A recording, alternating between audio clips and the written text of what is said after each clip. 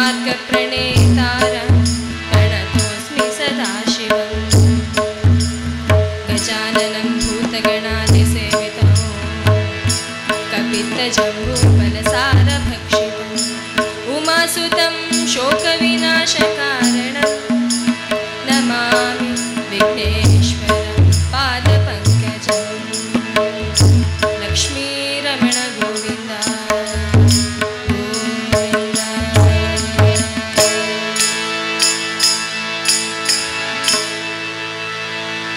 हर गौरी हर नन्दना गजानन हर गौरी हर नन्दना हर गौरी हर नन्दना गजानन हर गौरी हर नन्दना स्मरणे मात्रदे सर्व दुरित निर्मूलना हर गौरी हर नन्दना गजानन हर गौरी हर नन्दना।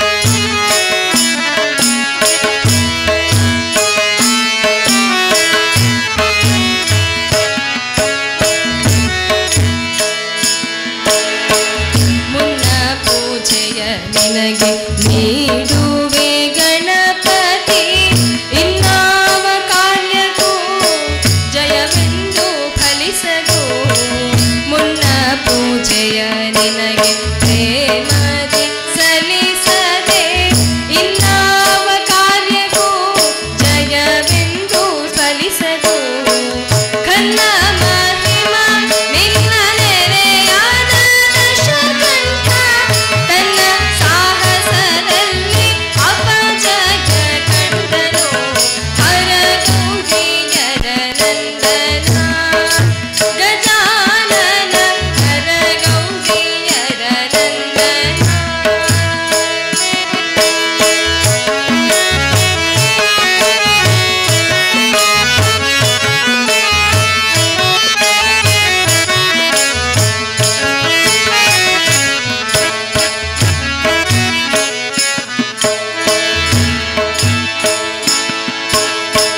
ಭಾರತ ಬರೆಯಲು ವ್ಯಾಸಗೆ ಸಹಕರಿಸಿ ಹಿರಿಯರ ಹಿರಿಮೆಯ ಜಗಕ್ಕೆ ಬೋಧಿಸಿದೆ ಗರಿಗೆ ಸಮರ್ಪಿಸಿ ಅರಿಕೆಯನ್ನೊಪ್ಪಿಸಲು ಗರಿಗೆ ಸಮರ್ಪಿಸಿ ಅರಿಕೆಯ ಒಪ್ಪಿಸಲು ಮೇರು ಫಲವನಿವ ಮುನಿವರ ದನ ಪ್ರಿಯನೆ ಹರ ಗೌರಿ ಹರ ನಂದನ ಗಜಾನನ ಹರ ಗೌರಿ ಹರ ನಂದನ ಗಜಾನನ ಹರ ಗೌರಿ ಹರ ನಂದನ।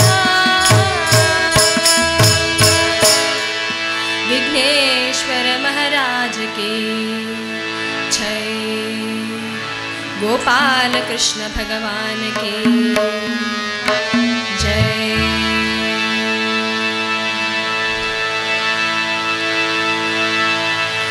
ಅಂತರಂಗದ ಕೊಳೆ ತೊಳೆಯಬೇಕಣ್ಣ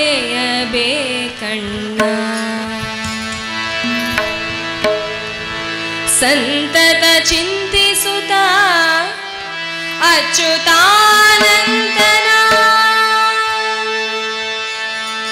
ಅಂತರಂಗದ ಕೊಳೆ ತೊಳೆಯಬೇಕಣ್ಣ ಸಂತತ ಚಿಂತಿಸುತ್ತ ಅಚ್ಯುತಾನಂದನ ಅಂತರಂಗದ ಕೊಳೆ ತೊಳೆಯಬೇಕಣ್ಣ।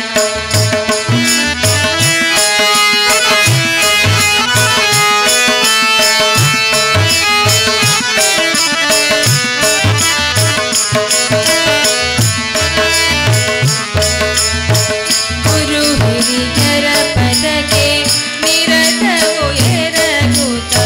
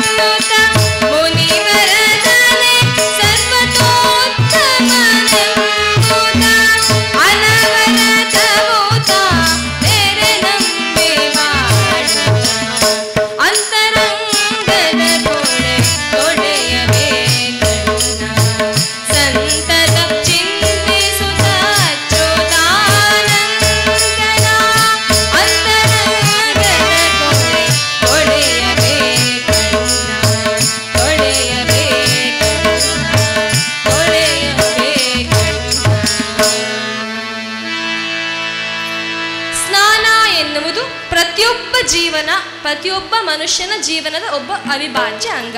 ಹೌದು ಅಲ್ವೋ? ಸ್ನಾನ ಎನ್ನುವುದೆಷ್ಟು ಮುಖ್ಯ ನೋಡಿ. ಇಲ್ಲಿ ಯಾರಾದರೂ ಸ್ನಾನ ಮಾಡದೆ ಬಂದವರಿದ್ದೀರಾ? ಒಂದು ಕೈ ಎತ್ತಬೇಕು. ನಾನು ಇವತ್ತು ಬೆಳಗ್ಗೆ ಸ್ನಾನ ಮಾಡದೆ ಬಂದಿದ್ದೇನೆ, ಯಾಕೆಂದ್ರೆ ಇವತ್ತು ಮಳೆ ಇದೆ, ಚಳಿ ಆಗ್ತದೆ, ಸ್ನಾನ ಮಾಡಲಿಲ್ಲ. ಯಾರಾದ್ರೂ ಇದ್ದೀರಾ? ಇಲ್ಲ. ಒಂದು ವೇಳೆ ನಾವು ಸ್ನಾನ ಮಾಡದೇ ಬಂದಿದ್ರು ಇಲ್ಲಿ ಯಾರು ಕೈ ಎತ್ತುವುದಿಲ್ಲ. ಯಾಕೆ? ಎಲ್ಲಾದ್ರೂ ಕೈ ಎತ್ತಿದ್ರೆ ಪಕ್ಕದಲ್ಲಿ ಕುಳಿತವನು ಮೆಲ್ಲ ಎದ್ದು ಹಿಂದಿನ ಸೀಟಿಗೆ ಹೋಗಿ ಕೂತ್ಕೊಳ್ತಾನೆ. ಯಾಕೆ? ಸ್ನಾನ ಮಾಡದೇ ಇದ್ರೆ ಮೈಯಿಂದ ದುರ್ನಾತ ಹೊರಬರ್ತದೆ, ಅಸಹ್ಯ ಆಗ್ತದೆ. ಅದಕ್ಕೋಸ್ಕರ ದಿವಸದಲ್ಲಿ ಒಂದು ಬಾರಿ ಆದ್ರೆ ನಾವು ಸ್ನಾನ ಮಾಡಿಯೇ ಮಾಡ್ತೇವೆ ಅಲ್ವೇ? ಕೆಲವರು ಸ್ನಾನ ಮಾಡದೇ ಇದ್ರೆ ಆ ಸ್ನಾನದ ದುರ್ನಾತವನ್ನು ತೆಗೆಯಲೋಸ್ಕರ ಪರ್ಫ್ಯೂಮ್ ಹಚ್ಚಿಕೊಳ್ತಾರೆ. ಆದರೆ ಆ ಪರ್ಫ್ಯೂಮಿಂದ ಇರುವಂತಹ ದುರ್ನಾತ ಇನ್ನೂ ಜಾಸ್ತಿ ಆಗುತ್ತದೆ ಹೊರತು ಕಡಿಮೆ ಅಂತೂ ಆಗುವುದಿಲ್ಲ. ನೀವು ಕೆಲವರಲ್ಲಿ ಕೇಳಿ, ನೀವು ಎಷ್ಟು ಬಾರಿ ಸ್ನಾನ ಮಾಡ್ತೀರಾ? ಕೆಲವರು ಹೇಳ್ತಾರೆ, ನಾನು ದಿವಸದಲ್ಲಿ ಬೆಳಗ್ಗೆ ಸ್ನಾನ ಮಾಡುವುದು, ಇಲ್ಲ ಕೆಲವರಿದ್ದಾರೆ ಸಂಜೆ ಸ್ನಾನ ಮಾಡುವವರು. ಇನ್ನು ಕೆಲವರು ಹೇಳ್ತಾರೆ, ಇಲ್ಲ ಇಲ್ಲ ನಾನು ಬೆಳಗ್ಗೆ ಸಂಜೆ 2 ಹೊತ್ತು ಸ್ನಾನ ಮಾಡ್ತೇನೆ ಅಂತ. ಮತ್ತು ಕೆಲವರಿದ್ದಾರೆ ಅವರು 3 ಹೊತ್ತು ಸ್ನಾನ ಮಾಡುವುದು, ಬೆಳಗ್ಗೆ ಮಧ್ಯಾಹ್ನ ರಾತ್ರಿ. ಇನ್ನು ಕೆಲವರು ಬೆವರಿದಾಗಲೆಲ್ಲ ಹೋಗಿ ಸ್ನಾನ ಮಾಡಿ ಬರ್ತಾರೆ. ಮತ್ತೂ ಕೆಲವರಿದ್ದಾರೆ, ಅವರಲ್ಲಿ ನೀವು ಕೇಳಿ, ನೀವು ಸ್ನಾನ ಮಾಡ್ತೀರಾ ದಿನ? ಅವರು ನಿಮ್ಮ ಬಳಿ ಕೇಳ್ತಾರೆ, ಏನ್ರಿ ಸ್ನಾನ, ನೀವು ದಿನ ಸ್ನಾನ ಮಾಡ್ತೀರಾ? ನಾವು ಹಾಗಲ್ಲ, ನಾವು ವರ್ಷಕ್ಕೊಮ್ಮೆ ಮಾತ್ರ ಸ್ನಾನ ಮಾಡುವುದು, ಅದು ದೀಪಾವಳಿಗೆ ಅಭ್ಯಂಜನ, ಎಣ್ಣೆ ಅಭ್ಯಂಜನ ಆದ್ರೆ ಮಾತ್ರ ನಾವು ಸ್ನಾನ ಮಾಡುವುದು ಅಂತ. ಹೀಗೆ ಒಂದೊಂದು ರೀತಿಯಲ್ಲಿ ಸ್ನಾನ ಮಾಡುವವರಿದ್ದಾರೆ. ಆದ್ರೆ ಜೀವನದಲ್ಲಿ ಸ್ನಾನ ಮಾಡಿಯೇ ಮಾಡ್ತಾರೆ ಅಲ್ವೇ? 1 ಬಾರಿ ಆಗಲಿ, 2 ಬಾರಿ ಆಗಲಿ, 3 ಬಾರಿ ಆಗಲಿ, ವರ್ಷಕ್ಕೊಮ್ಮೆ ಆಗಲಿ. ಈ ಸ್ನಾನದಿಂದ ಏನು ಪ್ರಯೋಜನ? ನಾವು ಸ್ನಾನ ಮಾಡುವುದರಿಂದ ಮೈಯ ಕೊಳೆ ಹೋಗಬಹುದು, ಮೈಯಿಂದ ದುರ್ನಾತ ಹೊರ ಹೋಗಬಹುದು, ಮೈ ಪರಿಶುದ್ಧವಾಗಬಹುದು. ಆದರೆ ಈ ಸ್ನಾನದಿಂದ, ಈ ಬಾಹ್ಯ ಶುದ್ಧಿಯಿಂದ ನಾವು ಈ ಭವವನ್ನು ಒಲಿಸಬಹುದು. ಆದರೆ ಭಗವಂತನನ್ನು ಒಲಿಸಲು ಈ ಸ್ನಾನ ಸಾಕೆ? ಇಲ್ಲವೇ ಇಲ್ಲ. ಈ ಬಾಹ್ಯ ಶುದ್ಧಿಗೋಸ್ಕರ ಸ್ನಾನ ಮಾಡ್ತಾರೆ ನೋಡಿ. ಹೊರಗಿನಿಂದ ಸ್ನಾನ ಮಾಡಿ ನಾನೊಬ್ಬ ಭಕ್ತ ಎಂಬುದಾಗಿ ಎಲ್ಲ ಬೂಟಾಟಿಕೆ ಮಾಡ್ತಾರಲ್ಲ, ಅವರ ಒಳಗಿನ ಗುಟ್ಟು ಏನು ಗೊತ್ತೇ ನಿಮಗೆ? ಉದಯ ಕಾಲದೊಳೆದ್ದು ಗದ ಗದ ನಡುಗುತ್ತ ನದಿಯಲ್ಲಿ ಮಿಂದೆ ಎಂದು ಹಿಗ್ಗುತ್ತಲೇ. ಉದಯ ಕಾಲದೊಳೆದ್ದು ಗದ ಗದ ನಡುಗುತ್ತ ನದಿಯಲ್ಲಿ ಮಿಂದೆ ಎಂದು ಹಿಗ್ಗುತ್ತಲೇ.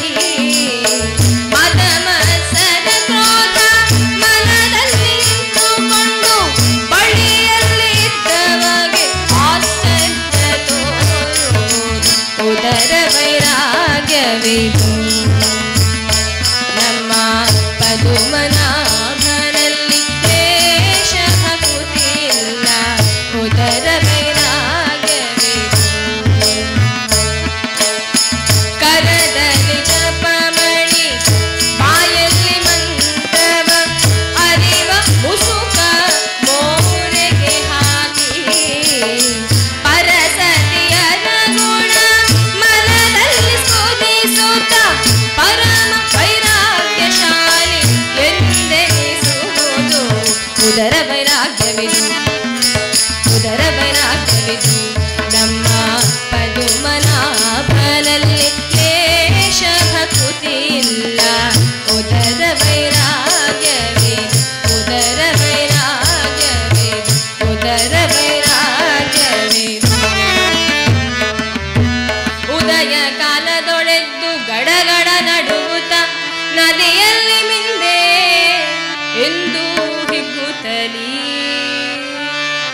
ಕೆಲವರಿದ್ದಾರೆ, ಅವರು ಬೆಳಗ್ಗೆ 5 ಗಂಟೆಗೆ ಎದ್ದು ನದಿ ನೀರಿನಲ್ಲಿ ಸ್ನಾನ ಮಾಡಿ 4-5 ಬಾರಿ ಮುಳುಗಿ ಏಳಿ ಸ್ನಾನ ಮಾಡಿ ಮಡಿ ಬಟ್ಟೆ ಉಟ್ಟು ಮೈ ಮುಖ ಮೂತಿಗೆಲ್ಲ ಭಸ್ಮ ಹಚ್ಚಿಕೊಂಡು, ಇಲ್ಲಿ ಕುಂಕುಮ ಹಚ್ಚಿಕೊಂಡ್ರೆ 5 ಮೀಟರ್ ಉದ್ದಕ್ಕೆ ಕಾಣಬೇಕು, ಅಷ್ಟು ದೊಡ್ಡಕ್ಕೆ ಒಂದು ಕುಂಕುಮದ ಬೊಟ್ಟನ್ನು ಹಚ್ಚಿ ದೇವಸ್ಥಾನಕ್ಕೆ ಬಂದು ದೇವಸ್ಥಾನದಲ್ಲಿ ಕೈಯಲ್ಲಿ ಆ ಜಪಮಣಿಯನ್ನು ಇಟ್ಟುಕೊಂಡು ಬಾಯಲ್ಲಿ ಮಣಮಣ ಮಣಮಣ ಮಣಮಣ ಎಂಬುದಾಗಿ ಮಂತ್ರಗೊಟ್ಟುತ್ತಾ ದೇವಸ್ಥಾನಕ್ಕೆ 3 ಪ್ರದಕ್ಷಿಣೆಯನ್ನು ಹೊತ್ತುಕೊಂಡು ಬಂದು ದೇವಸ್ಥಾನದ ಆ ಮಂಗಳಾರತಿಯಾದ ಬಳಿಕ ಆ ತಟ್ಟೆಗೆ ಠಕ್ ಎಂಬುದಾಗಿ 50 ಪೈಸೆ ನಾಣ್ಯ ನಡೆಯದ ನಾಣ್ಯವನ್ನು ಹಾಕಿ ಪ್ರಸಾದವನ್ನು ತೆಗೆದುಕೊಂಡು ಹೊರಗೆ ಬಂದು ಪಕ್ಕದವರಲ್ಲಿ ಕೇಳ್ತಾರೆ, ಸ್ವಾಮಿ ಒಳಗಿರುವ ದೇವರ್ಯಾರು?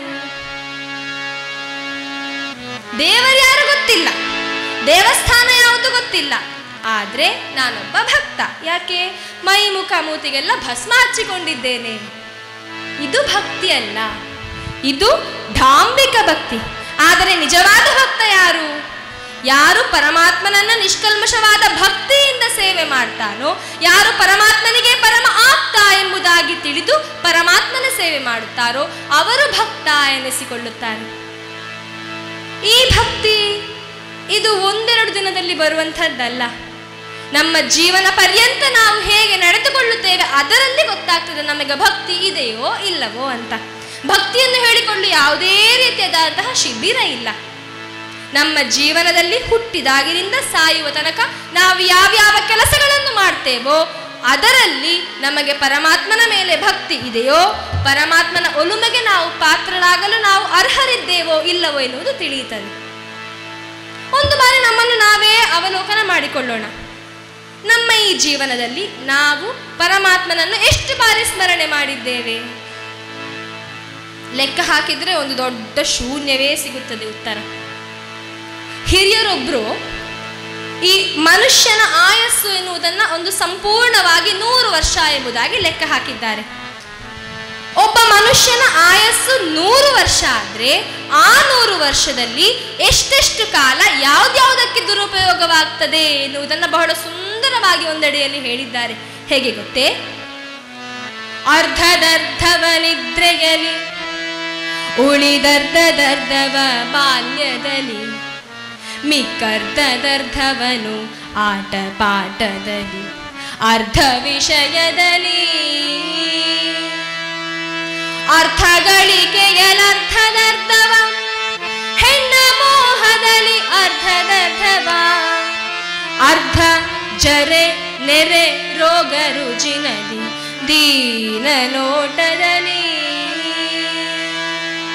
ಅರ್ಧದರ್ಧವ ನಿದ್ರೆಯಲ್ಲಿ. ಒಂದು ಮನುಷ್ಯನ ಆಯಸ್ಸು 100 ವರ್ಷ ಅಂತಾದ್ರೆ 100ರ ಅರ್ಧ 50, ಅದರ ಅರ್ಧ 25. 25 ವರ್ಷ ಕೇವಲ ನಿದ್ರೆಯಲ್ಲೇ ಕಳೀತಾನೆ ಮನುಷ್ಯ. ಆ ಬಳಿಕ ಉಳಿದರ್ಧದರ್ಧವ ಬಾಲ್ಯದಲ್ಲಿ, ಉಳಿದ ಆ 75 ವರ್ಷ ಯಾವುದಿದೆಯೋ ಅದರ ಅರ್ಧದ ಅರ್ಧ ಅಂದ್ರೆ ಸುಮಾರು ಒಂದು 18-19 ವರ್ಷ ಬಾಲ್ಯದಲ್ಲಿ ಕಳೀತಾನೆ. ಅದನ್ನು ನಾವು ಟೀನೇಜ್ ಎಂಬುದಾಗಿ ಕಳೀತೇವೆ. ಅದಾದ ನಂತರ ಮಿಕ್ಕರ್ಧದರ್ಧವನು ಆಟ ಪಾಠದಲ್ಲಿ, ಅರ್ಧ ವಿಷಯದಲ್ಲಿ. ಯಾವ ವಯಸ್ಸಿದೆಯೋ ಅದೆಲ್ಲ ಆಟ ಪಾಠದಲ್ಲಿ, ಯಾವ ವಿಷಯೋಪಭೋಗ ಚಿಂತನೆಯಲ್ಲಿ ಕಳೆದು ಬಿಡುತ್ತಾನೆ. ಆ ಬಳಿಕ ಸುಮಾರು ಒಂದು 30-31 ವರ್ಷ ಆಯಿತು ಅಂತಾದ್ರೆ ಅರ್ಥಗಳಿಕೆಯಲರ್ಧದರ್ಧವ, ಹೆಣ್ಣ ಮೋಹದಲ್ಲಿ ಅರ್ಧದರ್ಧವ.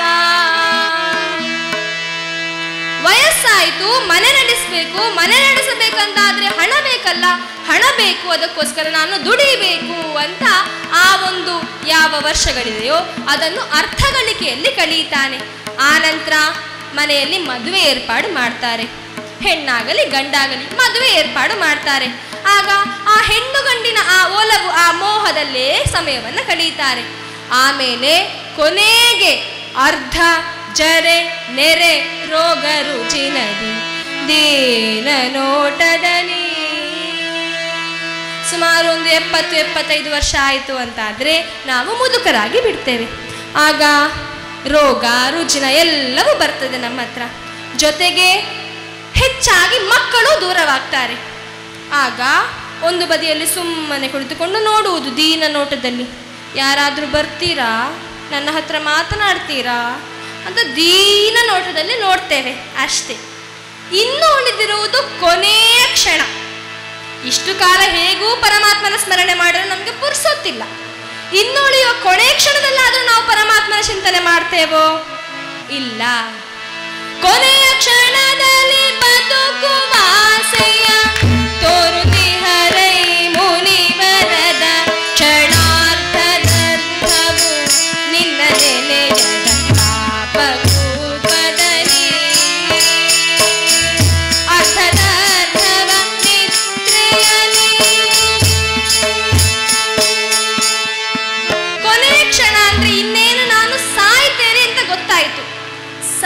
ಬದುಕ್ತೇನೆ ಅಂತ ಗೊತ್ತಾದ ಮೇಲಾದ್ರೂ ಪರಮಾತ್ಮನ ಸ್ಮರಣೆ ಮಾಡ್ತೇವೋ?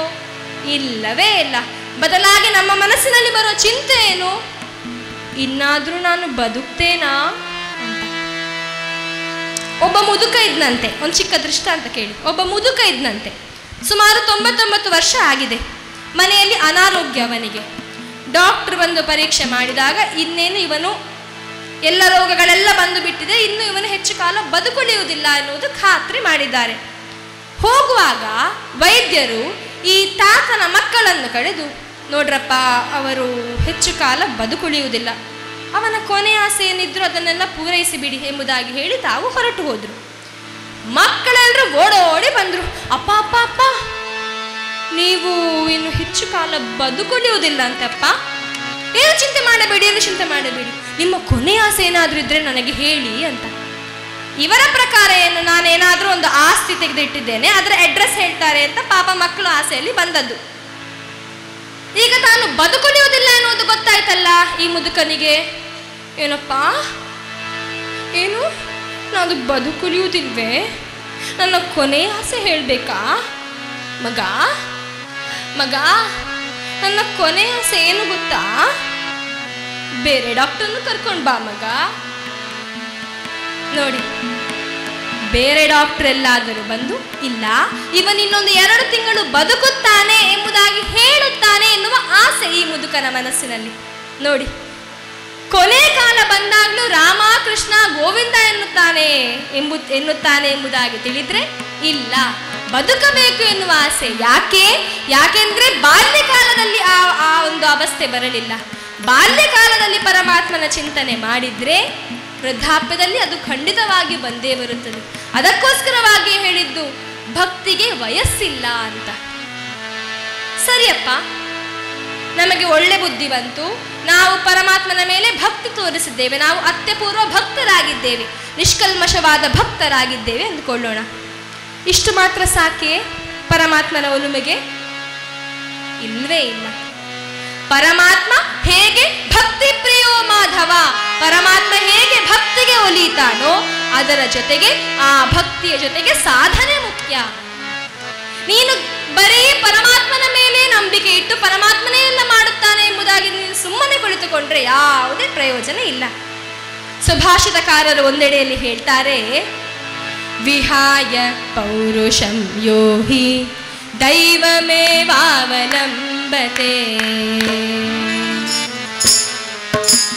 ವಿಹಾಯ ಪೌರುಷಂ ಯೋಹಿ ದೈವಮೇವಾವಲಂಬತೆ, ಪ್ರಾಸಾದ ಸಿಂಹವತ್ತಸ್ಯ ಮೂರ್ಧ್ನಿ ತಿಷ್ಠಂತಿ ವಾಯಸಾ, ಮೂರ್ಧ್ನಿ ತಿಷ್ಠಂತಿ ವಾಯಸಾ, ವಿಹಾಯ ಪೌರುಷಂ ಯೋಗಿ ದೈವಮೇವಾವಲಂಬತೆ,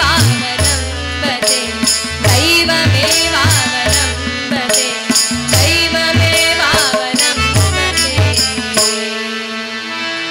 ಪ್ರಾಸಾದ ಸಿಂಹವತ್ತಸ್ಯ. ಪ್ರಾಸಾದ ಎಂದ್ರೇನು? ಪ್ರಾಸಾದ ಎಂದ್ರೆ ಒಂದು ಕಟ್ಟಡ ಎಂದರ್ಥ. ಈ ಕಟ್ಟಡದ ಮೇಲೆ ಅಲಂಕಾರಕ್ಕೋಸ್ಕರ ಒಂದು 4-5 ಸಿಂಹದ ಮೂರ್ತಿಗಳನ್ನಿಟ್ಟಿದ್ದಾರೆ ಅಂದುಕೊಳ್ಳೋಣ. ಅದನ್ನು ನೋಡಿದ್ರೆ ಥೇಟ್ ಸಿಂಹವೇ, ಮೈಸೂರು ಝೂ ಇಂದ ಕರೆದುಕೊಂಡು ಬಂದದ್ದು, ಪಕ್ಕ ಸಿಂಹವೇ. 4 ಸಿಂಹಗಳಿವೆ ಮೇಲೆ ಎಂಬುದಾಗಿ ಕೆಳಗೆ ನಿಂತವನು ಹೇಳಬಹುದು. ಅಷ್ಟೊಂದು ಸರಿಯಾಗಿ ಸಿಂಹದ ಹಾಗೆ ಕಾಣ್ತಾ ಇದೆ ಆ ಮೂರ್ತಿ. ಒಂದು ಬಾರಿ ಆ ಸಿಂಹದ ಮೂರ್ತಿಗಳ ಪೈಕಿ ಒಂದು ಸಿಂಹದ ಮೇಲೆ ಒಂದು ಕಾಗೆ ಬಂದು ಕುಳಿತುಕೊಂಡಿತ್ತು ಅಂದುಕೊಳ್ಳೋಣ. ಆ ತಲೆ ಮೇಲೆ ಇದ್ದಂತಹ ಕಾಗೆಯನ್ನು ಓಡಿಸಲು ಸಿಂಹಕ್ಕೆ ಪೌರುಷ ಇದೆಯೇ? ಇಲ್ಲ. ಯಾಕೆಂದ್ರೆ ಅದು ಕಲ್ಲು. ಸಿಂಹಕ್ಕೆ ಪೌರುಷ ಇದೆ, ಆದರೆ ಕಲ್ಲಿನ ಸಿಂಹಕ್ಕೆ ಪೌರುಷ ಇದೆಯೋ? ಇಲ್ಲವೇ ಇಲ್ಲ. ಹೇಗೆ? ಯಾರು ತನ್ನಗೆ ಸ್ವಸಾಮರ್ಥ್ಯ ಇದ್ರು, ತನ್ನಲ್ಲಿ ಸಾಮರ್ಥ್ಯ ಇದ್ರು ಅದನ್ನು ಉಪಯೋಗ ಮಾಡದೆ ಪರಮಾತ್ಮನ ಮೇಲೆ ಯಾರು ನಂಬಿಕೊಂಡಿರುತ್ತಾರೋ ಅವರು ಯಾವ ರೀತಿಯಲ್ಲಿ ಕಟ್ಟಡದ ಮೇಲಿರುವಂತಹ ಸಿಂಹಕ್ಕೆ ಅದರ ತಲೆಯ ಮೇಲಿರುವಂತಹ ಕಾಗೆಯನ್ನು ಓಡಿಸುವಷ್ಟೂ ಕೂಡ ಶಕ್ತಿ ಇಲ್ಲವೋ ಅದೇ ರೀತಿ ನಿಷ್ಪ್ರಯೋಜಕರಾಗ್ತಾರಂತೆ. ಆದ್ದರಿಂದಲೇ ಸಾಧನೆ ಮುಖ್ಯ ಪ್ರತಿಯೊಬ್ಬನ ಜೀವನದಲ್ಲಿ ಎಂದಿದ್ದಾರೆ. ನಾವು ಮಾಡುವಂತಹ ಪ್ರತಿಯೊಂದು ಕೆಲಸ ಹೇಗಿರಬೇಕು ಗೊತ್ತೇ? 99 ಪಾಲು ಬೆವರು, 1 ಪಾಲು ದೈವಾನುಗ್ರಹ ಎನ್ನುವ ರೀತಿಯಲ್ಲಿರಬೇಕು. ಆಗ ಮಾತ್ರವೇ ಆ 1 ಪಾಲು ದೈವಾನುಗ್ರಹ ಇದ್ರೆ ಪರಮಾತ್ಮನ ಒಲುಮೆ ಆಗ್ತದೆ. ಅದು ಬಿಟ್ಟು ಪರಮಾತ್ಮನಿಗೆ ಸಂಪೂರ್ಣವಾಗಿ ಬಿಟ್ಟು ಬಿಡುವುದು ಅಲ್ಲ, ಅದರ ಬದಲಾಗಿ ತಾನೇ ಸಂಪೂರ್ಣವಾಗಿ ಮಾಡುತ್ತೇನೆ ಎಂಬುದಾಗಿ ಸಾಧನೆ ಮಾಡುವುದು ಅಲ್ಲ, ಎರಡೂ ಬೇಕು. ಯಾವಾಗ ತನ್ನಿಂದಾದಂತಹ ಎಲ್ಲ ಕರ್ತವ್ಯಗಳನ್ನು, ಎಲ್ಲ ಹಠದಿಂದ, ಎಲ್ಲ ಒಂದು ಕೆಲಸಗಳನ್ನು ತಾನು ಶ್ರದ್ಧೆಯಿಂದ ಮಾಡಿದರೆ, ಆ ಶ್ರದ್ಧೆ ಪರಮಾತ್ಮನಿಗೆ ಹೌದು ಎಂಬುದಾಗಿ ಕಂಡರೆ ಖಂಡಿತವಾಗಿಯೂ ಆ ಕೆಲಸದಲ್ಲಿ ನಮಗೆ ಜಯವನ್ನು ತಂದು ಕೊಟ್ಟೇ ಕೊಡ್ತಾನೆ ಪರಮಾತ್ಮ. ಹೀಗೆ ಸಾಧನೆಯನ್ನು ಮಾಡಿ ತಮ್ಮ ಜೀವನದಲ್ಲಿ ತಮಗೆ ಬೇಕಾದಂತಹ ಆ ಒಂದು ಗುರಿಯನ್ನು ತಲುಪಿದ ಅನೇಕ ಮಂದಿ ಭಕ್ತರು ನಮ್ಮ ಪುರಾಣ, ಭಾಗವತ, ಮಹಾಭಾರತ ಇತ್ಯಾದಿಗಳಲ್ಲಿ ಕಾಣಸಿಗುತ್ತಾರೆ. ಅಂಥವರಲ್ಲಿ ಪ್ರಮುಖವಾಗಿ ಭಕ್ತಿ ಹಾಗೂ ಹಠದೊಂದಿಗೆ ತನ್ನ ಸಾಧನೆಯ ಮೂಲಕವಾಗಿ ತನ್ನ ಕೆಲಸವನ್ನು ಸಂಪೂರ್ಣಗೊಳಿಸಿದಂತಹ ಒಬ್ಬ ಮಹಾನ್ ಭಕ್ತನೇ ಮಧ್ಯಮ ಪಾಂಡವನಾದ ಅರ್ಜುನ. ಯಾವ ರೀತಿಯಲ್ಲಿ ಪರಶಿವನನ್ನು ತನ್ನ ಹಠ ಹಾಗೂ ಭಕ್ತಿಯಿಂದ ಒಲಿಸಿ ಕೊನೆಗೆ ಅವನಿಂದ ವರರೂಪವಾಗಿ ಪಾಶುಪತದಂತಹ ಮಹಾನ್ ಅಸ್ತ್ರವನ್ನು ಪಡೆದುಕೊಂಡ ಎನ್ನುವಂತಹ ಕಥೆಯನ್ನ ಇನ್ನು ಮುಂದಿನ ಅವಧಿಯಲ್ಲಿ ಪಾಶುಪತ ಎನ್ನುವಂತಹ ಕಥಾಭಾಗದ ಮೂಲಕ ನಾವೆಲ್ಲರೂ ತಿಳಿದುಕೊಳ್ಳೋಣವಂತೆ ನಮ್ಮ ಮನಃಶುದ್ಧಿಯ ಸತ್ಫಲವನ್ನು ಪ್ರಾರ್ಥಿಸಿ ಈ ಪಾವನ ಕಥಾಶ್ರವಣ ಮಾಡೋಣ. ಲಕ್ಷ್ಮೀ ರಮಣ ಗೋವಿಂದ ಗೋವಿಂದ. ಹರಿಕಥೆಯಲ್ಲಿ ಮುಖ್ಯವಾಗಿ 2 ಭಾಗ, ಒಂದು ಪೂರ್ವಾರ್ಧ, ಇನ್ನೊಂದು ಉತ್ತರಾರ್ಧ. ಪೂರ್ವಾರ್ಧ ಎನ್ನುವುದು ಪೀಠಿಕೆ, ಉತ್ತರಾರ್ಧ ಎನ್ನುವುದು ಕಥೆ. ಈಗ ಇಷ್ಟು ಹೊತ್ತು ನಾವು ಕೇಳಿದ್ದು ಪೀಠಿಕೆ. ಪೀಠಿಕೆ ಎನ್ನುವಂಥದ್ದು ಯಾವುದಾದ್ರೂ ಒಂದು ಕಥೆಗೆ ಒಂದು ಪೀಠ ಎನ್ನುವ ತರ. ಆ ಪೀಠ ಸರಿಯಾಗಿದ್ದರೆ ಆಮೇಲೆ ಕಥೆ ಚೆನ್ನಾಗಿ ನಡೆಯುತ್ತದೆ.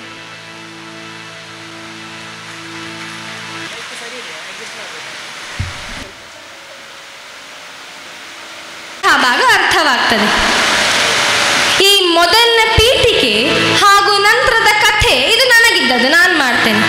ಆದರೆ ಇವೆರಡರ ಮಧ್ಯಭಾಗದಲ್ಲಿ ಇನ್ನೊಂದು ಚಿಕ್ಕ ಭಾಗ ಇದೆ, ಅದಕ್ಕೆ ಸಂಕೀರ್ತನೆ ಅಂತ ಹೆಸರು. ಈ ಸಂಕೀರ್ತನೆ ನಾನು ಮಾಡುವಂಥದ್ದಲ್ಲ, ನನ್ನ ಜೊತೆಗೆ ಪ್ರೇಕ್ಷಕರಾದಂತಹ ನೀವು ಕೂಡ ಮಾಡಬೇಕಾದದ್ದು. ಏನಿಲ್ಲ, ನಾನು ಹೇಳಿಕೊಡ್ತೇನೆ, ಹಾಗೆಯೇ ಪರಮಾತ್ಮನ ಸ್ಮರಣೆಯನ್ನು ನೀವು ಮಾಡಿದರೆ ಅಷ್ಟೇ ಸಾಕು. ಹೇಳ್ತೀರಲ್ಲ, ಎಲ್ರು ಗಟ್ಟಿಯಾಗಿ ಹೇಳ್ತೀರಲ್ಲ.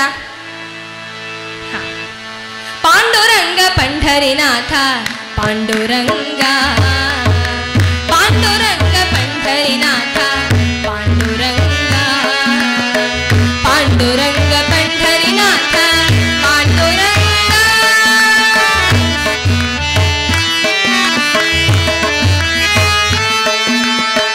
ಪಾಂಡುರಂಗ ಪಂಢರಿನಾಥ ಪಾಂಡುರಂಗ. ಜೋರಾಗಿ ನನಗೆ ಕೇಳಿಸ್ತಾನೇ ಇಲ್ಲ. ಪಾಂಡುರಂಗ ಪಾಂಡುರಂಗ ಭಕ್ತ ಪೋಷಕ ಪಾಂಡುರಂಗ, ಮುಕ್ತಿ ಪ್ರದಾಯಕ ಪಾಂಡುರಂಗ.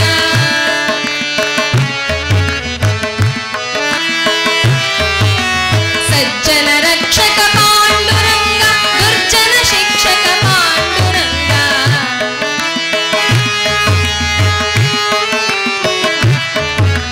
ವೆಂಕಟರಮಣ ಪಾಂಡುರಂಗ, ಸಂಕಟಹರಣ ಪಾಂಡುರಂಗ.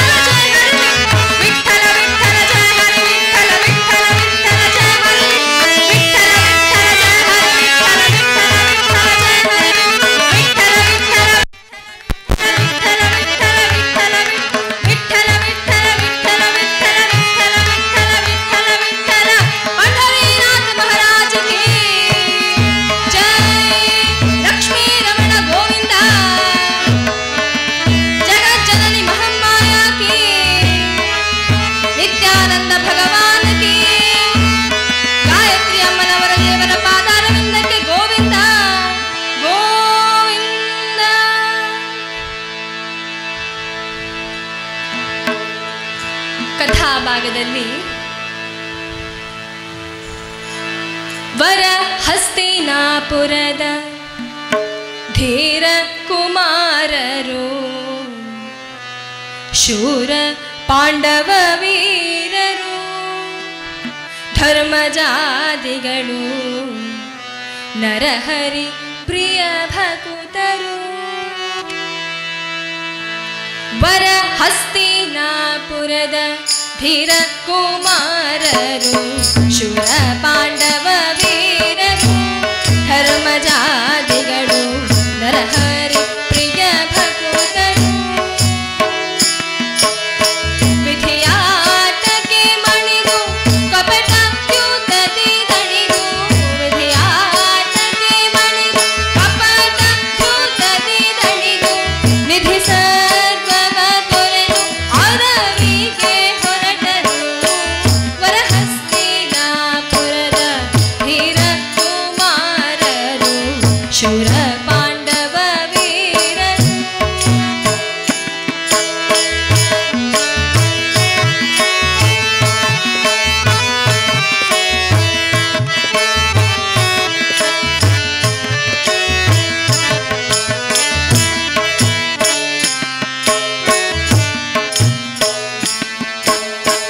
ಉರಿವ ಕೊಳ್ಳಿಗೆ ಸಿಲುಕಿ ಇರುವೆ ಉಳಿಯುವುದುಂಟೆ ಹರಿಭಕುತರಿಗೆಂದು ದುರಿತಗಳುಂಟೆ. ಕಷ್ಟ ಎಷ್ಟೇ ಇರಲಿ ನಿಷ್ಠುರದಿರಲಿ ಕಷ್ಟ ಎಷ್ಟೇ ಇರಲಿ ಕಷ್ಟ ಎಷ್ಟೇ ಇರಲಿ ನಿಷ್ಠುರದಿರಲಿ ನಿಷ್ಠ ತೋಂಡರು ತಾವು ಭ್ರಷ್ಟರಾಗುವುದುಂಟೆ. ಪನ್ನಗಾಸನ ಹರಿಯ ಚರಣವ ಸನ್ಮನಸ್ಸಲ್ಲಿ ಸ್ಮರಿಸಿ ಬಾಳ ಅನ್ಯ ಯೋಚನೆ ತೊರೆದು ಹರಿಯಲನನ್ಯ ಶ್ರದ್ಧೆಯನಿರಿಸಿದವರು. ವರಹಸ್ತಿನಾಪುರದ ಧೀರ ಕುಮಾರರು ಶೂರ ಪಾಂಡವ ವೀರರು ಧರ್ಮಜಾದಿಗಳು ನರಹರಿ ಪ್ರಿಯ ಭಕುತರು. ಧರ್ಮಜಾದಿಗಳು ನರಹರಿ ಪ್ರಿಯ ಭಕುತರು. ಹಸ್ತಿನಾವತಿಯ ನ್ಯಾಯಬದ್ಧ ಹಕ್ಕುದಾರರಾದವರು ಯಾರೆಂದರೆ ಪಾಂಡವರು. ಅವರು ಕುಂತಿ ಮಕ್ಕಳು. ಹುಟ್ಟಿದ್ದೇ ಅವರು ಕಾಡಿನಲ್ಲಿ, ಬೆಳೆದದ್ದು ಕಾಡಿನಲ್ಲಿ. ಕೊನೆಗೆ ವಿದುರ ಭೀಷ್ಮಾಚಾರ್ಯಾದಿ ಹಿರಿಯರ ಹಂಬಲದಂತೆ ಸಣ್ಣ ಒಂದು ರಾಜ್ಯಕ್ಕೆ ಒಡೆಯನಾಗಿ ಅಲ್ಲಿ ಇಂದ್ರಪ್ರಸ್ಥ ಎನ್ನುವಂತಹ ಭವನವೊಂದನ್ನು ಕಟ್ಟಿ ಅಲ್ಲಿ ತಮ್ಮ ನಾಡಿನ ಜೀವನವನ್ನಾಡಲು ಪಾಂಡವರು ಪ್ರಾರಂಭ ಮಾಡಿದ್ದಾರಷ್ಟೇ. ಆದರೆ ಬಲಿಷ್ಠವಾದ ವಿಧಿಯ ಕೋರೆದಾಡೆಗಳಿಂದ ಅವರಿಗೆ ಮುಕ್ತಿ ದೊರಕಲು ಹೇಗೆ ಸಾಧ್ಯ ಹೇಳಿ? ಮತ್ತೆ ಪ್ರಾರಬ್ಧವೆನ್ನಟ್ಟಿ ಬಂತೋ ಎಂಬಂತೆ ದುರ್ಯೋಧನ ಹೂಡಿದ ಕಪಟದ್ಯೂತದ ಜಾಲದಲ್ಲಿ ಧೂರ್ತನಾದ ಶಕುನಿಯೊಡ್ಡಿದ ಪಗಡೆದಾಳದ ಮಾಯಕದಲ್ಲಿ ಸೋತು ತಮ್ಮದ್ದಾದ ಸ್ವತ್ತುಗಳನ್ನೆಲ್ಲ ಕಳೆದುಕೊಂಡು ಮತ್ತೆ ಆ ದುರ್ದೈವಿ ಪಾಂಡವರು ಅರಣ್ಯ ಕಡಿಯಿಟ್ಟಿದ್ದಾರೆ. ಅಂತೂ ಇಂತೂ ಕುಂತಿ ಮಕ್ಕಳಿಗೆ ವನವಾಸ ಎನ್ನುವಂತಹ ಗಾದೆ ಇದರಿಂದಾಗಿ ಜನಜನಿತವಾಗಿ ಹೋಯಿತು. ಮೆತ್ತನೆಯ ಹಂಸತೂಲಿಕಾ ತಲ್ಪದಲ್ಲಿ ಪವಡಿಸಬೇಕಾದವರಿಗೆ ಕಾಡ ಕಗ್ಗಲ್ಲ ಹಾಸಿಗೆಯೇ ಶಯ್ಯಾಗರವಾಯಿತು. ಷಡ್ರಸೋಪೇತ ಮಿಷ್ಟಾನ್ನವನ್ನು ಉಂಡು ಉಣ್ಣಿಸಿ ಬಾಳಬೇಕಾದವರಿಗೆ ಅರಣ್ಯದಲ್ಲಿ ಬೆಳೆದಿದ್ದಂತಹ ಗೆಡ್ಡೆಗೆಣಸುಗಳೇ ನಿತ್ಯಾಹಾರವಾಯಿತು. ಪುರಪರಿಜನಾದಿಗಳೊಡನೆ ಜೀವಿಸುತ್ತಾ ಸಂತ ಸಾಮಂತ ಧೀಮಂತರ ಗಡನದ ನಡುವೆ ಬಾಳಬೇಕಾದವರಿಗೆ ಅರಣ್ಯದಲ್ಲಿರುವ ಮೃಗಪಕ್ಷಿ ಸಂಕುಲಗಳೇ ಸಂಗಾತಿಗಳಾಗಬೇಕಾಯಿತು. ಒಟ್ಟಾಗಿ ಹೇಳಬೇಕಾದ್ರೆ ಅರಸರಾಗಿ ಆಳಬೇಕಾದವರು ಆಳಾಗಿ ಬಾಳುವಂತಹ ಪರಿಸ್ಥಿತಿ ಅವರಿಗೆ ಬಂತು. ಎಲ್ಲ ಪ್ರಾರಬ್ಧ, ಅವರ ಗ್ರಹಗತಿ. ಅದನ್ನು ಯಾರಿಂದಲೂ ತಿದ್ದಲು ಸಾಧ್ಯ ಇಲ್ಲ. ಹೌದಲ್ವೇ? ನಾವೊಂದು ಕಷ್ಟ ಅನುಭವಿಸಬೇಕು ಎಂಬುದಾಗಿ ನಮ್ಮ ಪ್ರಾರಬ್ಧದಲ್ಲಿ ಬರೆದಿದ್ರೆ, ನಮ್ಮ ಹಣೆಯಲ್ಲಿ ಕಷ್ಟ ಅನುಭವಿಸಬೇಕಂತ ಬರೆದ್ರೆ ಯಾರು ಬಂದರೂ ಅದನ್ನು ಬದಲಾಯಿಸಲು ಸಾಧ್ಯವಿಲ್ಲ. ಇಲ್ಲಿ ಕಷ್ಟ ಇಲ್ಲದವರು ಯಾರಾದರೂ ಇದ್ದೀರೋ? ಎಲ್ಲರಿಗೂ ತಮ್ಮದೇ ಆದ ಕಷ್ಟ ಇವೆ. ಆದರೆ ಆ ಕಷ್ಟ ಬಂದಾಗ ಪರಮಾತ್ಮ ಕಷ್ಟ ಕೊಟ್ಟ ಎಂಬುದಾಗಿ ದೂಷಣೆ ಮಾಡದೆ ಆ ಬಂದ ಕಷ್ಟವನ್ನು ಅನುಭವಿಸುವುದು ನಮ್ಮ ಕರ್ತವ್ಯ. ಸನ್ಮಾನ್ಯ DV ಗುಂಡಪ್ಪನವರು ತಮ್ಮ ಕಗ್ಗ ಸಂಪುಟದಲ್ಲಿ ಇದೇ ವಿಚಾರದ ಬಗ್ಗೆ ಒಂದು ಸುಂದರವಾಗಿ ಒಂದು ಕಗ್ಗವನ್ನು ಬರೆದಿದ್ದಾರೆ. ಗ್ರಹಗತಿಯ ತಿದ್ದುವನೆ ಜೋಯಿಸನು ಜಾತಕದಿ, ವಿಹಿತವಾಗಿ ಹುದದರ ಗತಿ ಸೃಷ್ಟಿ ವಿಧಿ. ಆ ಸಾಹಿತ್ಯ ಎಷ್ಟು ಚೆನ್ನಾಗಿದೆ ನೋಡಿ. ಗ್ರಹಗತಿಯ ತಿದ್ದುವನೆ ಜೋಯಿಸನು ಜಾತಕದಿ, ವಿಹಿತವಾಗಿ ಹುದದರ ಗತಿ ಸೃಷ್ಟಿ ವಿಧಿ. ಸಹಿಸಿದಲ್ಲದೆ ಮುಗಿಯದು ಆವದಶೆ ಬಂದಡೋ, ಸಹನೆ ವಜ್ರದ ಕವಚ ಮಂಕುತಿಮ್ಮ. ಗ್ರಹಗತಿಯ ತಿದ್ದುವನೆ ಜೋಯಿಸನು ಜಾತಕದಿ. ನಮ್ಮ ಗ್ರಹಗತಿಯನ್ನು ಯಾವ ಜ್ಯೋತಿಷ್ಯರಿಂದಲೂ ತಿದ್ದಲು ಸಾಧ್ಯವಿಲ್ಲ ಎಂದಿದ್ದಾರೆ. ಯಾರೊಬ್ಬ ತನಗೆ ಕಷ್ಟ ಬಂತು ಅಂತ ತನ್ನ ಜಾತಕವನ್ನು ಹಿಡಿದುಕೊಂಡು ಜೋಯಿಸ್ರ ಬಳಿಗೆ ಬಂದರಂತೆ. ಆ ಜೋಯಿಸ್ರು ತನ್ನ ಜಾತಕವನ್ನು ಆಮೂಲಾಗ್ರ ಪರಿಶೀಲನೆ ಮಾಡುತ್ತಾ, ಛೇ ಎಂತ ಕೆಟ್ಟ ಜಾತಕ ನಿಂದು, ಯಾವ ಯಾವ ಗ್ರಹಗಳು ಶುಭ ಸ್ಥಾನದಲ್ಲಿರಬೇಕೋ ಎಲ್ಲವೂ ಬಂದು ಅಶುಭ ಸ್ಥಾನದಲ್ಲೇ ಬಿದ್ದುಕೊಂಡು ಬಿಟ್ಟಿವೆ. ಅಯ್ಯೋಯ್ಯೋಯ್ಯೋ, ಈ ಜಾತಕದ ಈ ಗ್ರಹಗಳ ಸ್ಥಾನವನ್ನು ನೋಡ್ತಾ ಇದ್ರೆ ನೀನು ಇನ್ನು ಬದುಕಿದ್ದೆ ಎನ್ನುವುದೇ ಒಂದು ಪವಾಡದ ಸಂಗತಿ ಎಂದರಂತೆ. ಇಷ್ಟು ಹೇಳುವಾಗ ಈತನಿಗೆ ಭಯ ಶುರುವಾಯಿತು. ಅಯ್ಯೋ ಅಯ್ಯೋ ಜೋಯಿಸ್ರೆ, ನೀವೇನು ಹೀಗೆ ಹೇಳಿದ್ರಿ? ಅಲ್ಲ, ಇದು ಪರಿಹಾರ ಏನಿಲ್ವೇ? ಅಲ್ಲ, ಏನಾದರೂ ಮಾಡೋಣ, ಹೇಗಾದರೂ ಮಾಡಿ ಅದು ಶುಭ ಸ್ಥಾನದಲ್ಲಿ ಬರಬೇಕಲ್ಲ, ಏನಾದರೂ ಮಾಡಿ ಜೋಯಿಸ್ರೆ ಎಂದರು. ಜೋಯಿಸ್ರು, ಸರಿ ಆಯಿತು ಬಿಡು, ಈ ಜಾತಕ ಇಂದು ನನ್ನಲ್ಲಿರಲಿ, ನೀನಿಂದು ಹೋಗು, ನಾಳೆ ಬಾ, ಎಲ್ಲ ಸರಿ ಮಾಡಿಡ್ತೇನೆ ಎಂಬುದಾಗಿ ಹೇಳಿ ಅವನನ್ನು ಮನೆಗೆ ಕಳುಹಿಸಿ ಅಂದು ರಾತ್ರಿ ಈ ಜಾತಕವನ್ನು ಕೈಯಲ್ಲಿ ಹಿಡಿದು ಬೆಳಗ್ಗೆ ಯಾವ ಯಾವ ಗ್ರಹಗಳು ಅಶುಭ ಸ್ಥಾನದಲ್ಲಿತ್ತು ನೋಡಿ ಅವುಗಳನ್ನೆಲ್ಲ ಒರೆಸಿ ತೆಗೆದ್ರು. ಆಮೇಲೆ ಅವುಗಳು ಶುಭ ಸ್ಥಾನದಲ್ಲಿರುವಂತೆ ತಿದ್ದಿ ಬರೆದ್ರು.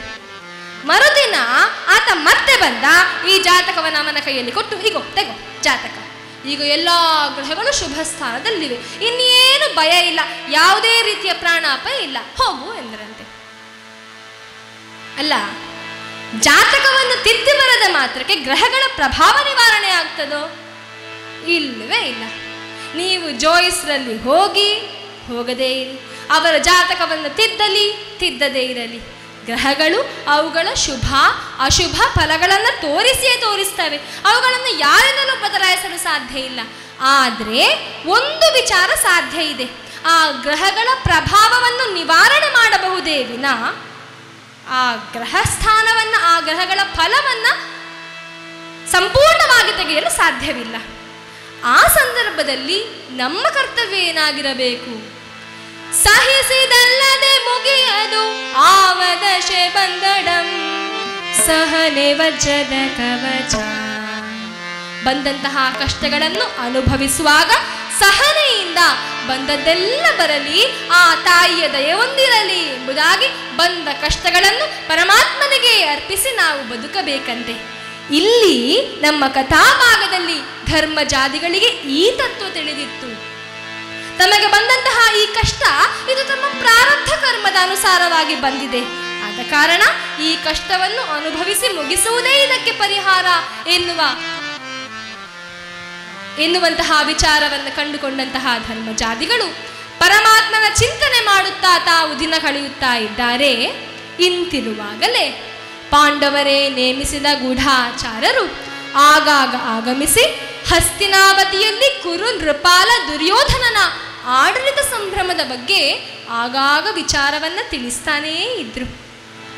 ಈ ಎಲ್ಲ ವಿಚಾರ ಅಲ್ಲಿ ದುರ್ಯೋಧನ ಗದ್ದುಗೆಯನ್ನೇರಿದ್ದಾನೆ, ದುರ್ಯೋಧನ ರಾಜ್ಯವನ್ನು ಆಳುತ್ತಿದ್ದಾನೆ ಎನ್ನುವಂತಹ ವಿಚಾರವನ್ನು ದಿನೇ ದಿನೇ ಕೇಳುತ್ತಾ ಧರ್ಮಜ ಕುಗ್ಗಿ ಹೋದ. ಅಯ್ಯೋ, ನಾವು ಏರಿ ಕುಳಿತು ಮುನ್ನಡೆಸಬೇಕಾಗಿದ್ದ ಆ ಗದ್ದುಗೆಯನ್ನು ಅಲ್ಲಿ ಆ ದುರ್ಯೋಧನ ನಡೆಸುತ್ತಾ ಇದ್ದಾನಲ್ಲ, ನಮಗೆ ನಮ್ಮ ಹಕ್ಕಿನದ್ದಾದ ಹಸ್ತಿನಾವತಿಯಲ್ಲಿ ಬಾಳುವ ಯೋಗವಿಲ್ಲವಲ್ಲ ಎಂಬುದಾಗಿ ಧರ್ಮಜ ಅದೊಂದು ದಿನ ಬಹಳ ಬೇಸರದ ಮಾತನ್ನಾಡಿದಾಗ ಪಕ್ಕದಲ್ಲೇ ಇದ್ದಾಳೆ ಮಡದಿ ದ್ರೌಪದಿ. ಅವಳು ಧರ್ಮಜನನ್ನು ಮೂದಲಿಸಿದಳಂತೆ. ಹೇ ಧರ್ಮಜ, ಇದೆಲ್ಲ ನಮಗೆ ನಾವೇ ಮಾಡಿಕೊಂಡಂತಹ ಘೋರ ಇದು. ಮೂದಲಿಸಿದಳು ದ್ರುಪದ ತನುಜೆ ಋಕೋದರನನು ಅರ್ಜುನನನು ಅವನಿಪನಾದಿಯಾದ ಇವರನು ಕೌರವನ ಪನಪತಿಕರಿಸಿ. ಧರ್ಮಜ, ಇದೆಲ್ಲ ನಮಗೆ ನಾವೇ ಮಾಡಿಕೊಂಡಂತಹ ಘೋರ ಸ್ವಯಂಕೃತಾಪರಾಧದ ಫಲ ಇದು.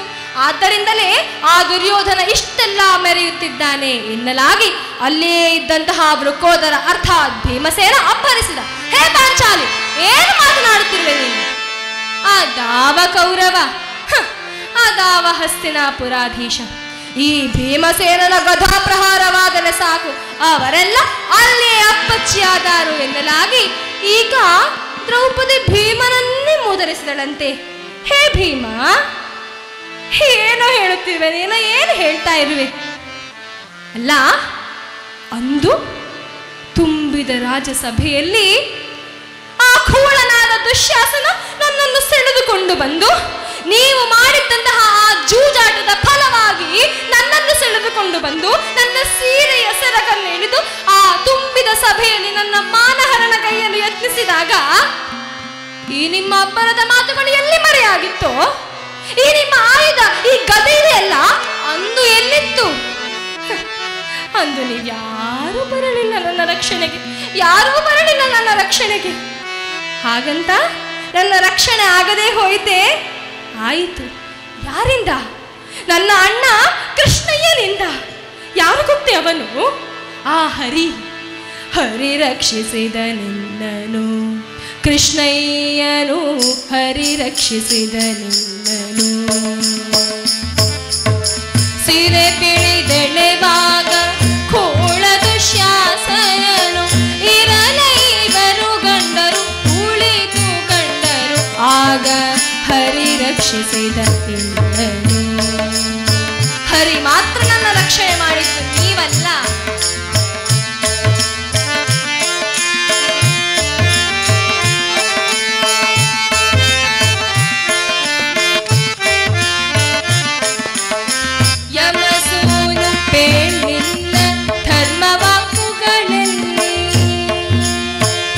ಧರ್ಮರಾಯ, ಈಗ ಧರ್ಮ ಅನ್ಯಾಯದ ಬಗ್ಗೆ ಮಾತನಾಡ್ತಾ ಇದೆಯಲ್ಲ, ಆಗ ಈ ನಿನ್ನ ಧರ್ಮ ವಾಕ್ಯಗಳೆಲ್ಲಿತ್ತೋ? ಭೀಮಸೇನನೇ ನಿನ್ನ ಗದೆಗೆಲ್ಲಿ ಹೋಗಿತ್ತೋ?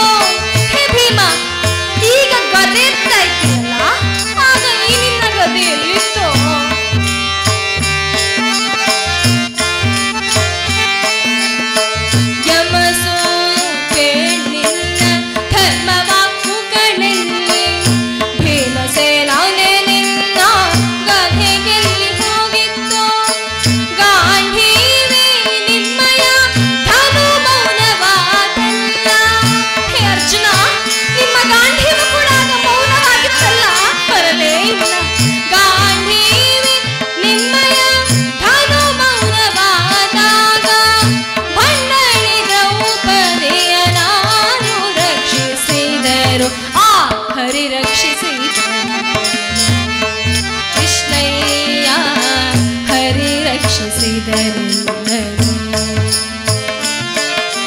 ನಂದಕಂದ ಮುಚುಕುಂದ ಬರದ ಹರಿ ನಿರಾರಮಣ ಗೋವಿಂದ ಕಾಮಜನಕ ಕಾಮಾದಿ ವಿಧ್ವಂಸ ಕಾಮಿತಾರ್ಥ ಹರಿ ಗೋವಿಂದ.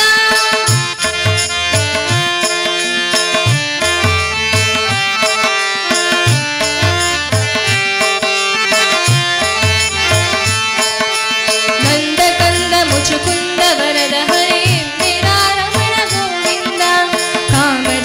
ಕಾಮಾದಿ ವಿಧ್ವಂಸ ಕಾಮಿತಾರ್ಥ ಹರಿ ಗೋವಿಂದ. ಮೋಹನಾಂಗ ಮೋಹಾದಿ ಭಂಗ ಕರುಣಾತ್ರಿಯುಕ್ತುಂಗ ಭವರೋಗ ಭಂಗವರ ನಿಧಿಯ ಬೇಗ ಶೂರೊಂಟಿ ಸಲಗ ಸುಗುಣ ಸಂಗ ರಂಗಯ್ಯ ರಂಗನಾದ ಹರಿ ರಕ್ಷಿಸಿದ ನಿನ್ನನು. ಕೃಷ್ಣಯ್ಯ ಹರಿ ರಕ್ಷಿಸಿದ ನಿನ್ನನು.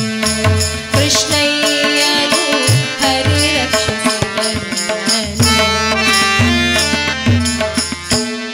ಸಿರೆ ಪಿಡಿದೆಳೆವಾಗ ಖೂಳ ದುಶ್ಯಾಸನನು ಆ ದುಶ್ಯಾಸನ ನನ್ನ ಸೀರೆಯ ಸೆರಗೆಳೆದು ಮಾನಹರಣ ಗೈಯಲು ಯತ್ನಿಸಿದಾಗ ನನಗೆ ಒಂದಲ್ಲ ಎರಡಲ್ಲ 5 ಮಂದಿ ಗಂಡರಿದ್ದರು. ನೀವೆಲ್ಲ ಹೀಗೆ ಕುಳಿತು ಕಂಡರೆ ವಿನ ಅಂದು ನನ್ನ ರಕ್ಷಣೆಗೆ ನೀವು ಯಾರು ಬಂದಿದ್ದೀರಿ?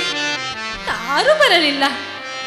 ಆ ಸಂದರ್ಭದಲ್ಲಿ ನಾನು ಶ್ರೀ ಕೃಷ್ಣ ಗೋವಿಂದ ವಾಸುದೇವ ಸನಾತನ ಎಂಬುದಾಗಿ ನನ್ನ ಅಣ್ಣ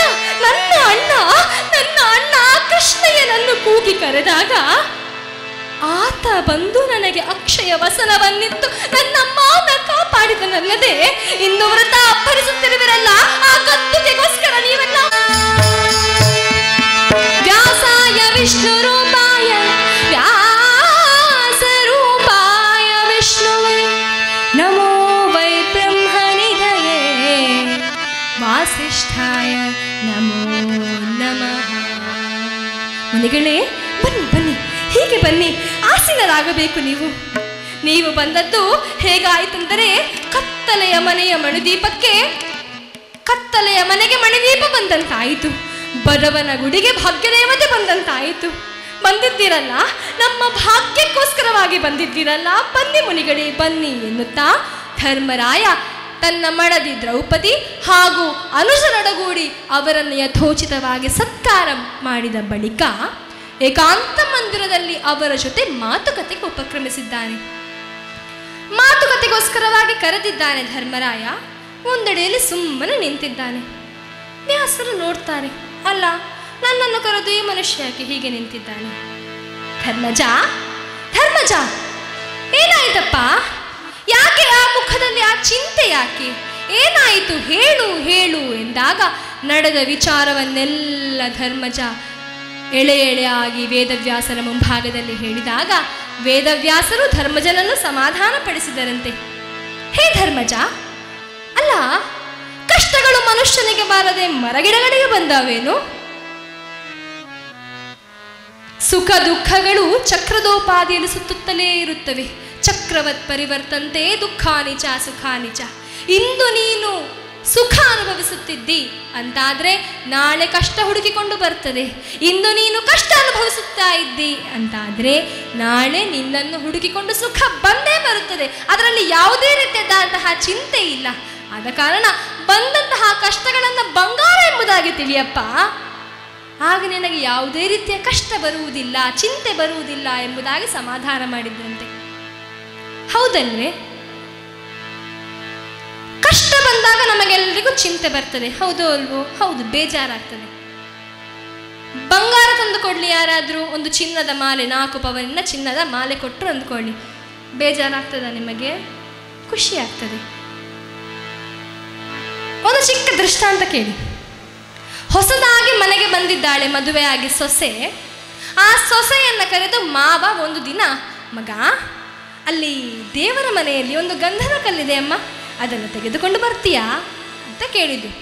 ಈಗ ಸೊಸೆ ಮೂಗು ಮುರಿತಾಳೆ, ಮಾವ ನೀವು ಹೀಗೆ ಮಾಡಬಾರ್ದು ಮಾವ, ನೀವು ನನ್ನಲ್ಲಿ ಭಾರ ಹೊರತರಲು ಹೇಳಬಾರ್ದು. ಯಾಕೆಂದರೆ ನಾನು ಇಷ್ಟ ತನಕ ಭಾರ ಹೊತ್ತವಳೇ ಅಲ್ಲ. ನಾನು ನನ್ನ ತವರ ಮನೆಯಲ್ಲಿರುವಾಗಲೂ ಒಂದೇ ಒಂದು ದಿನ ಭಾರ ಹೊರದೆ ಹೆತ್ತವರಿಗೇ ಭಾರವಾಗಿ ಬದುಕಿದವಳು ನಾನು. ಹಾಗಿರುವಾಗ ನೀವು ಭಾರ ತರಲು ಹೇಳಬಾರ್ದಪ್ಪ. ಅದರಲ್ಲೂ ನಿನ್ನೆ ಟೆಸ್ಟಿಗೆ ಹೋದಾಗ ಇನ್ನು ನೀನು 6 ತಿಂಗಳು ಭಾರ ಹೊರಬಾರ್ದು ಅಂತ ಡಾಕ್ಟ್ರ್ ಹೇಳಿದ್ದಾರೆ ಮಾವ. ಆದ ಕಾರಣ ದಯವಿಟ್ಟು ಈ ಒಂದು ಕೆಲಸ ಮಾತ್ರ ನನ್ನಿಂದ ಆಗುವುದೆಂಬುದಾಗಿ ಸರ್ರನ್ನು ಒಳಗೆ ಓಡಿ ಹೋಡ್ಲು. ಮಾವನಿಗೆ ಬಹಳ ಬೇಸರ ಆಯಿತು. ಅಲ್ಲ, ನಾನೇನು ಕಡೆಯುವ ಕಲ್ಲು ಹುಟ್ಟುತ್ತಲ್ಲ ಹೇಳಿದ್ನೆ ಇವಳಲ್ಲಿ, ಅಂಗೈಯಗಲದ ಗಂಧದ ಕಲ್ಲು ಇವಳಿಗೆ ಭಾರವಾಯ್ತಲ್ಲ. ಇರಲಿ ಇವಳಿಗೆ ಬುದ್ಧಿ ಕಲಿಸಬೇಕು ಎಂದುಕೊಂಡಂತಹ ಮಾವ ಸ್ವಲ್ಪ ದಿನ ಕಾದು ಇನ್ನೇನು ದೀಪಾವಳಿ ಹತ್ರ ಬರ್ತಾ ಇದೆ ಎಂದಾಗ ಅದೇ ಗಂಧದ ಕಲ್ಲು, ಅದೇ ಭಾರದ ಗಂಧದ ಕಲ್ಲನ್ನು ಅಕ್ಕಸಾಲಿಗರಲ್ಲಿಗೆ ತೆಗೆದುಕೊಂಡು ಹೋಗಿ ಆ ಗಂಧದ ಕಲ್ಲಿಗೆ ಒಂದು ಚಿನ್ನದ ಹೊದಿಕೆಯನ್ನು ಹೊದಿಸಿ ಅಲ್ಲಲ್ಲಿ ನವರತ್ನಗಳನ್ನೆಲ್ಲ ಪೋಣಿಸಿ ಅದಕ್ಕೊಂದು ಕೊಂಡಿ ಸಿಲುಕಿಸಿ ಒಂದು ದಾರವನ್ನು ಅದಕ್ಕೆ ಹಾಕಿ ದೀಪಾವಳಿಯ ದಿನ ಇದೇ ಒಳಗೋಡಿ ಹೋದ ಸೊಸೆಯನ್ನು ಕರೆದು, ಮಗ ಬಾ, ಈಗೋ ತೆಗೋ ದೀಪಾವಳಿಯ ಉಡುಗೊರೆ, ನಿನಗಿದೋ ಹೊನ್ನಿನ ಪದಕ ಎಂಬುದಾಗಿ ಕೊಟ್ಟಾಗ ಸೊಸೆ ಈ ಮಾವನ ಕೈಯಿಂದ ಆ ಪದಕವನ್ನು ರಿವ್ವನೆ ಎಳೆದುಕೊಂಡು ಮಾವನಿಗೆ 3 ಪ್ರದಕ್ಷಿಣೆ ಬಂದು ಮಾವನ ಪಾದಕ್ಕೆ ಎರಗುತ್ತಾ, ಮಾವ ನೀವೇ ನನ್ನ ಮಾವ, ನನ್ನ ಅಪ್ಪ ಜೀವಂತವಾಗಿದ್ರು ಇಷ್ಟು ದೊಡ್ಡದಾದ ಪದಕ ನನಗೆ ತೆಗೆದುಕೊಡ್ತಾ ಇದ್ರೋ ಗೊತ್ತಿಲ್ಲ, ಇನ್ನು 7 ಜನ್ಮ ಬಂದರೂ ನೀವೇ ನನ್ನ ಮಾವನಾಗಿ ಬರಬೇಕು ಅಂತ ಹೇಳಿ ಆ ಚಿನ್ನದ ಹಾರವನ್ನು ಕುತ್ತಿಗೆಗೆ ಹಾಕಿಕೊಂಡು ಹೆರುವ ತನಕ 6 ತಿಂಗಳು ಓಡಾಡಿದ್ದಾಳೆ ಆ ಮಹಾಸಾಧ್ವಿ. ಆಗ ಅವಳಿಗದು ಭಾರ ಅಂತ ಅನಿಸ್ಲೇ ಇಲ್ಲ. ಬರಿಯ ಗಂಧದ ಕಲ್ಲಾದ್ರೆ ಭಾರ, ಅದೇ ಬಂಗಾರ ಆದ್ರೆ? ಅದನ್ನೇ ಹೇಳಿದ್ದಿಲ್ಲಿ ವ್ಯಾಸರು, ಧರ್ಮಜ ನಿನಗೆ ಬಂದಂತಹ ಕಷ್ಟವನ್ನ ನೀನು ಬಂಗಾರ ಎಂಬುದಾಗಿ ತಿಳಿ, ಆಗ ನಿನಗೆ ಯಾವುದೇ ರೀತಿಯಾದಂತಹ ಚಿಂತೆ ಇರುವುದಿಲ್ಲ. ಅದರಲ್ಲೂ ನಿನಗೆ ಪರಮಾತ್ಮನಾದ ಕೃಷ್ಣನ ಅನುಗ್ರಹ ಇದೆ ಅಂತಿರುವಾಗ ನೀನು ಭಯಪಡಬೇಕಾದ ಅವಶ್ಯಕತೆಯೇ ಇಲ್ಲ. ಆದರೆ ಬರಿಯ ದೈವಬಲವೇ ನಂಬಿರಕೂಡದು. ಉದ್ಯಮಂ ಸಾಹಸಂ ಧೈರ್ಯಂ ಬುದ್ಧಿಶಕ್ತಿ ಪರಾಕ್ರಮ ಷಡೇತೆ ಯತ್ರ ವರ್ತಂತೆ ತತ್ರ ದೇವ ಸಹಾಯಕೃತ. ಉದ್ಯಮ, ಸಾಹಸ, ಧೈರ್ಯ, ಬುದ್ಧಿ, ಶಕ್ತಿ, ಪರಾಕ್ರಮ ಎನ್ನುವಂತಹ 6 ಗುಣಗಳು ನಿನ್ನಲ್ಲಿ ಇದ್ರೆ ಮಾತ್ರ ಪರಮಾತ್ಮನಾದ ಕೃಷ್ಣನ ಒಲುಮೆ ನಿನಗೆ ಸಿಗ್ತದೆ. ಆದ್ದರಿಂದ ಮುಂಬರುವ ಸಮಯದಲ್ಲಿ ವೈರಿಪಡೆಯನ್ನು ಸಮರ್ಥವಾಗಿ ನಿಗ್ರಹಿಸಲೋಸ್ಕರ ನಿನಗೆ ಶಸ್ತ್ರಾಸ್ತ್ರ ಸಂಗ್ರಹ ಆಗಬೇಕಾಗಿದೆ ಧರ್ಮಜ. ಅದಕ್ಕೋಸ್ಕರ ನೀನೇನು ಮಾಡಬೇಕೆಂದ್ರೆ, ಪಾರ್ಥನೈದುವುದು ಇಂದ್ರಕೀಲದಳು ಅರ್ಥಿಸಲಿ ಶಂಕರನನು, ಅಖಿಲ ಸ್ವಾರ್ಥ ಸಿದ್ಧಿಗೆ ಬೀಜವಿದು ಬೇರೊಂದ ಬಯಸದಿರು. ಪಾರ್ಥನೈದುವುದು ಇಂದ್ರಕೀಲದಳು ಅರ್ಥಿಸಲಿ ಶಂಕರನನು, ಅಖಿಲ ಸ್ವಾರ್ಥ ಸಿದ್ಧಿಗೆ ಬೀಜವಿದು ಬೇರೊಂದ ಬಯಸದಿರು. ವ್ಯರ್ಥರವದಿರು ನಿನ್ನ ಹಗೆಯ ಕದರ್ಥನದೊಳಿನ್ನೇನು ಜಗಕ್ಕೆ ಸಮರ್ಥ ಒಬ್ಬನೇ ಆ ಶಂಭು ಕೃಪೆ ಮಾಡುವನು ನಿನಗೆಂದ. ಸಮರ್ಥನು ಒಬ್ಬನೇ ಶಂಭು ಕೃಪೆ ಮಾಡುವನು ನಿನಗೆಂದ. ಆದ್ದರಿಂದ ಪಾರ್ಥನೈದುವುದು ಇಂದ್ರಕೀಲದಳು ಅರ್ಥಿಸಲಿ ಶಂಕರನನು. ಮುಂಬರುವ ಸಮರದಲ್ಲಿ ವೈರಿ ಪಡೆಯನ್ನು ಸಮರ್ಥವಾಗಿ ನಿಗ್ರಹಿಸಲೋಸ್ಕರ ನಿನಗೆ ಅಮಿತವಾದ ಹಾಗೂ ಪ್ರಭಾವಶಾಲಿಯಾದ ಶಸ್ತ್ರಾಸ್ತ್ರ ಸಂಗ್ರಹ ಆಗಬೇಕಾಗಿರುವುದರಿಂದ ಮಧ್ಯಮ ಪಾಂಡವನಾದ ನಿನ್ನ ಅನುಜ ಅರ್ಜುನ ಗಿರಿಮಹೇಶ ಕ್ಷೇತ್ರ ಎನ್ನಿಸಿರುವ ಇಂದ್ರಕೀಲ ಪರ್ವತಕ್ಕೆ ಹೋಗಿ ಅಲ್ಲಿ ಅಗಜೇಶ ಎಂಬುದಾಗಿ ಕರೆಯಲ್ಪಡುವ ಪಾರ್ವತೀರಮಣನಾದ ಪರಮೇಶ್ವರನನ್ನು ಅವನ ತಪೋಬಲದಿಂದ ಒಲಿಸಿಕೊಂಡು ಅವನಿಂದ ವರರೂಪವಾಗಿ ದಿವ್ಯ ಅಸ್ತ್ರಗಳನ್ನು ಪಡೆದುಕೊಂಡು ಬರಲಿ. ಅದರಿಂದ ನಿಮಗೆ ಮುಂದೆ ಒಳಿತಾಗುವುದು ಎಂಬುದಾಗಿ ವೇದವ್ಯಾಸರು ಸಲಹೆ ನೀಡಿ ನಿರ್ಗಮಿಸಿದ್ದಾರೆ. ಇದೇ ವಿಚಾರವನ್ನು ತಲೆಯಲ್ಲಿಟ್ಟುಕೊಂಡಂತಹ ಧರ್ಮಜ ಮುಂದೆ ಒಂದು ದಿನ ಸಮಯ ಕಾದು ಅರ್ಜುನನನ್ನು ಕರೆದು ಇದನ್ನು ಹೇಳಿಯೇ ಬಿಟ್ಟಿದ್ದಾರಂತೆ. ಹೇ ಅರ್ಜುನ, ಒಂದು ಕೆಲಸ ಆಗಬೇಕು ನಿನ್ನಿಂದ. ಅದೇನು ಗೊತ್ತೇ?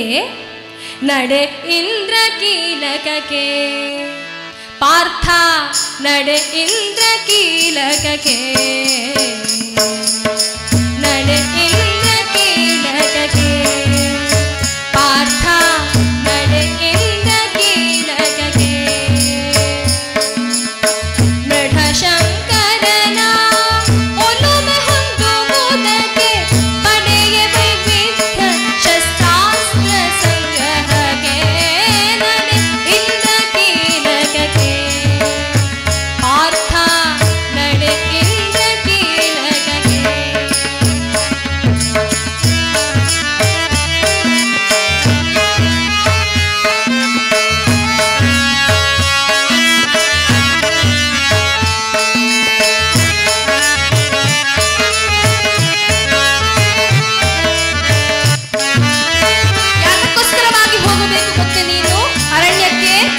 ಒಂದು ವಿಚಾರ ಇದೆ. ಸ್ವಸ್ಥ ಮನದಿ ಪರಮೇಶನ ಧ್ಯಾನಿಸಿ ಶಸ್ತ್ರಾಸ್ತ್ರಗಳನ್ನು ಪಡೆಯುವುದಕ್ಕೆ.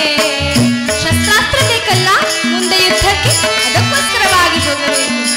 ಹಸ್ತಿನಾವತಿಯ ಮತ್ತೆ ಪಾಲಿಸುವ ಸುದಿನಕ್ಕೆ ನಾಂದಿಯ ನಿಲ್ಲುವುದಕ್ಕೆ. ಹಸ್ತಿನಾವತಿಯ ಕತ್ತುಗೆ ಏರಬೇಕು ಬೇಡ ನಾವು, ಬೇಕಲ್ಲ, ಹೋಗೋ. ಸ್ವಸ್ಥ ಮನದಿ ಪರಮೇಶನ ಧ್ಯಾನಿಸಿ ಶಸ್ತ್ರಾಸ್ತ್ರ ಸುದಿನಗೆ ನಾನು ಇಡುವುದಕ್ಕೆ ಧೀರ ಶೂರ ರಣವೀರ ಗಂಭೀರ ವೈರಿಗಳನ್ನು ತಿಳಿಯುವುದಕ್ಕೆ ವೀರ ಪಾಂಡವರ ಕೀರ್ತಿ ಕಳಶಕ್ಕೆ ಹೊನ್ನ ಬೆಳಗಿನ ಲೇಪನಕ್ಕೆ ನಡೆ ಇಂದ ಕೀಲಕಕ್ಕೆ ಪಾರ್ಥ ನಡೆ ಇಂದ ಕೀಲಕಕ್ಕೆ ಪಾರ್ಥ.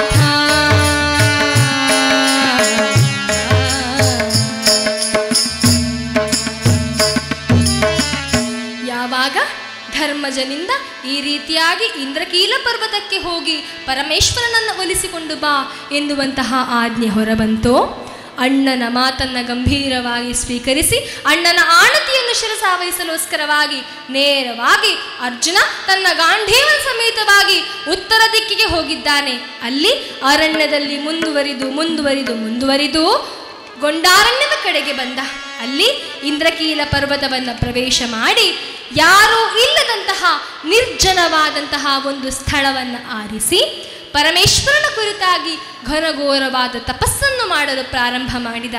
ಯಾವ ರೀತಿಯ ತಪಸ್ಸು ಗೊತ್ತೇ ಅದು? 3 ದಿನಕ್ಕೊಮ್ಮೊಮ್ಮೆ ಫಲದಾಹಾರದಲ್ಲಿ ನೂಕಿದನು ತಿಂಗಳನು,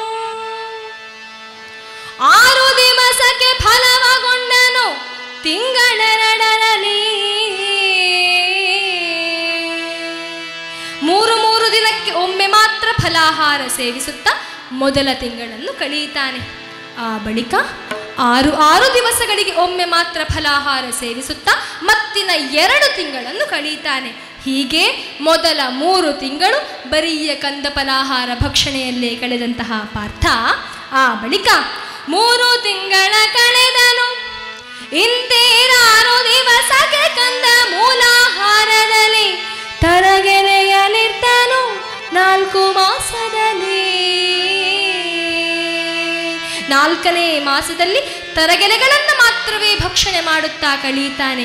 ಹೀಗೆ ಯಾವಾಗ 4 ತಿಂಗಳು ಕರೆದರೂ ಪರಮೇಶ್ವರ ಪ್ರತ್ಯಕ್ಷ ಆಗಲಿಲ್ಲವೋ ಕೊನೆಗೆ ಆ ಭಕ್ಷಣೆಯನ್ನೆಲ್ಲ ತೊರೆದು ಕೇವಲ ಪವನಾಹಾರ ಅಂದರೆ ವಾಯುಭಕ್ಷಣೆಯನ್ನು ಮಾತ್ರವೇ ಮಾಡುತ್ತಾ ಘನಘೋರವಾದ ತಪಸ್ಸನ್ನು ಮಾಡುತ್ತಾ ಪರಮೇಶ್ವರನನ್ನು ಯಾವಾಗ ನಿರಂತರವಾಗಿ ಭಜನೆ ಮಾಡಲು ಪ್ರಾರಂಭ ಮಾಡಿದನೋ, ಅರ್ಜುನನ ಈ ತಪಸ್ಸಿನ ಜ್ವಾಲೆ 3 ಲೋಕವನ್ನೇ ಈ ಪ್ರಕಾರವಾಗಿ ವ್ಯಾಪಿಸಿದಂತೆ ದೇವಾದಿದೇವತೆಗಳೆಲ್ಲ ಓಡೋಡಿ ಬಂದಿದ್ದಾರೆ ಕೈಲಾಸಕ್ಕೆ.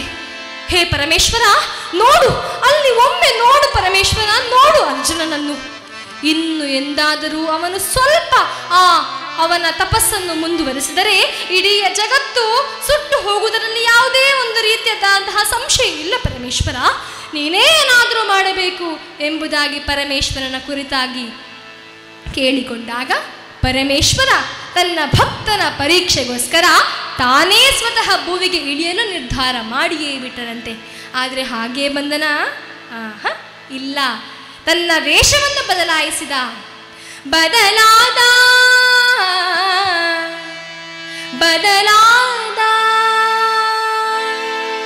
ಯಾವ ರೂಪಕ್ಕೆ ಬದಲಾದ? ಬದಲಾದ ಬದಲಾದ ಬದಲಾದ ಬದಲಾದ ಮುದದೆ ಶಂಕರ ಶಬರನಾಗಿ ಬದಲಾದ.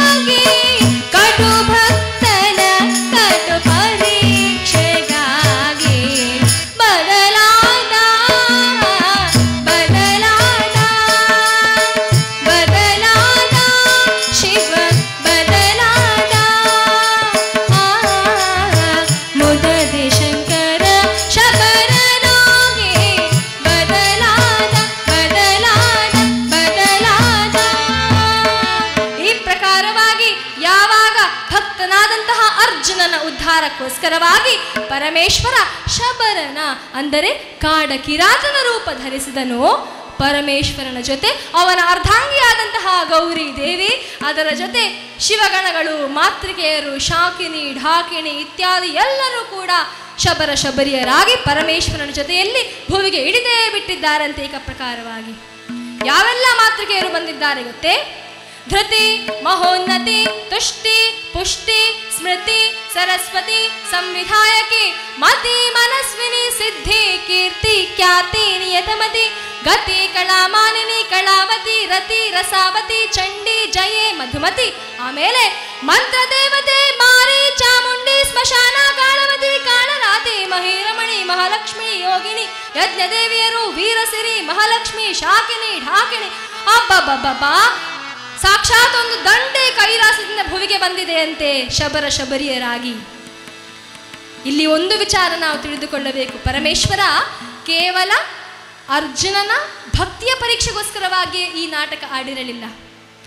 ಯಾವ ವನ ಪ್ರದೇಶದಲ್ಲಿ ಅರ್ಜುನ ತಪಸ್ಸು ಮಾಡಿದ್ನೋ ಅದೇ ವನ ಪ್ರದೇಶದಲ್ಲಿ ಮೂಕಾಸುರ ಎನ್ನುವಂತಹ ದಾನವ ತಾನು ಅಲ್ಲಿರುವಂತಹ ಜನರಿಗೆ ಕಷ್ಟಗಳನ್ನು ನೀಡುತ್ತಾ ಬದುಕುತ್ತಾ ಇದ್ದನಂತೆ.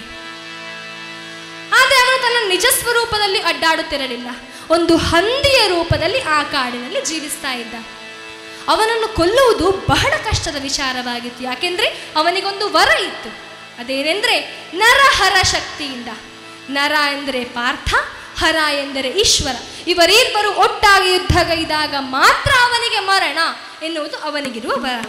ಆದ್ದರಿಂದ ಆ ಮೂಕಾಸುರನ ಸಂಹಾರ ಕೂಡ ಪರಮೇಶ್ವರನಿಗೆ ಗುರಿಯೇ ಆಗಿತ್ತು.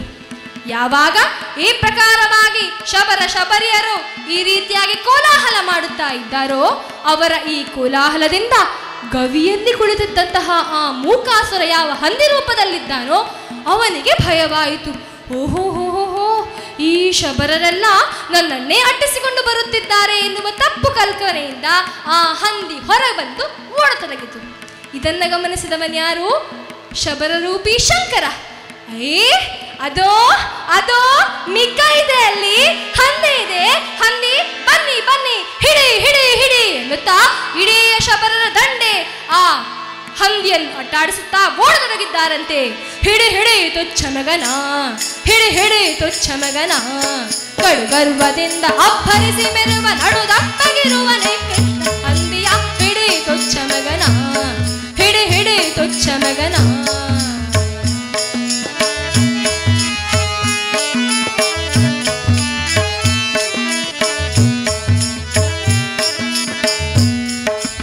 ಅಟ್ಟಹಾಸದಲ್ಲಿ ನುಗ್ಗಿಸುರು ಬಿಡುವ ಕೆಟ್ಟ ಜಂತುವನ್ನು ಮಟ್ಟ ಹಾಕಲು, ಅಟ್ಟಹಾಸದಲ್ಲಿ ನುಗ್ಗಿಸುರು ಬಿಡುವ ಕೆಟ್ಟ ಜಂತುವನ್ನು ಮಟ್ಟ ಹಾಕಲು, ಸುತ್ತ ಸೇರಿ ಬತ್ತಳಿಗೆ ಶರದಿ ಕಡಿಯುತ್ತ ಕ್ಷಣದಿ ಕಡಿ ಬಡಿ ಹಿಡಿ ಹಿಡಿ ತುಚ್ಛ ಮಗನ, ಹಿಡಿ ಹಿಡಿ ತುಚ್ಛ ಮಗನ, ಕಡು ಗರ್ವದಿಂದ ಅಪ್ಪರಿಸಿ ಮೆರೆವ ಕಡು ದಪ್ಪಗಿರುವ ಹಂದಿಯ, ಹಿಡಿ ತುಚ್ಛ ಮಗನ ಎಂಬುದಾಗಿ ಎಲ್ಲರೂ ಈ ಪ್ರಕಾರವಾಗಿ ಓಡಾಡುತ್ತಾ ಬಂದರೆ ಆ ಹಂದಿ ನೇರವಾಗಿ ಓಡುತ್ತಾ ಓಡುತ್ತಾ ಬಂದವನು ಅರ್ಜುನ ತಪಸ್ಸು ಮಾಡುತ್ತಿರುವ ಕಡೆಗೆ ಬಂದ. ಅಲ್ಲಿರುವಂತಹ ಪೂಜಾ ಸಾಮಗ್ರಿಗಳನ್ನೆಲ್ಲ ಚೆಲ್ಲಾಪಿಲ್ಲಿಯಾಗಿಸಿ ಅರ್ಜುನನನ್ನು ಘಾಸಿಗೊಳಿಸಿ ತಾನು ಭರದಿಂದ ಮುಂದೋಡಿದಂತೆ. ಇದರಿಂದ ಅರ್ಜುನನ ತಪೋಭಂಗವಾಯಿತು. ಥಟ್ಟನೆ ಕಣ್ತೆರೆದು ನೋಡಿದ. ಏನಾಯಿತಿಲ್ಲ, ಏನಾಯಿತು?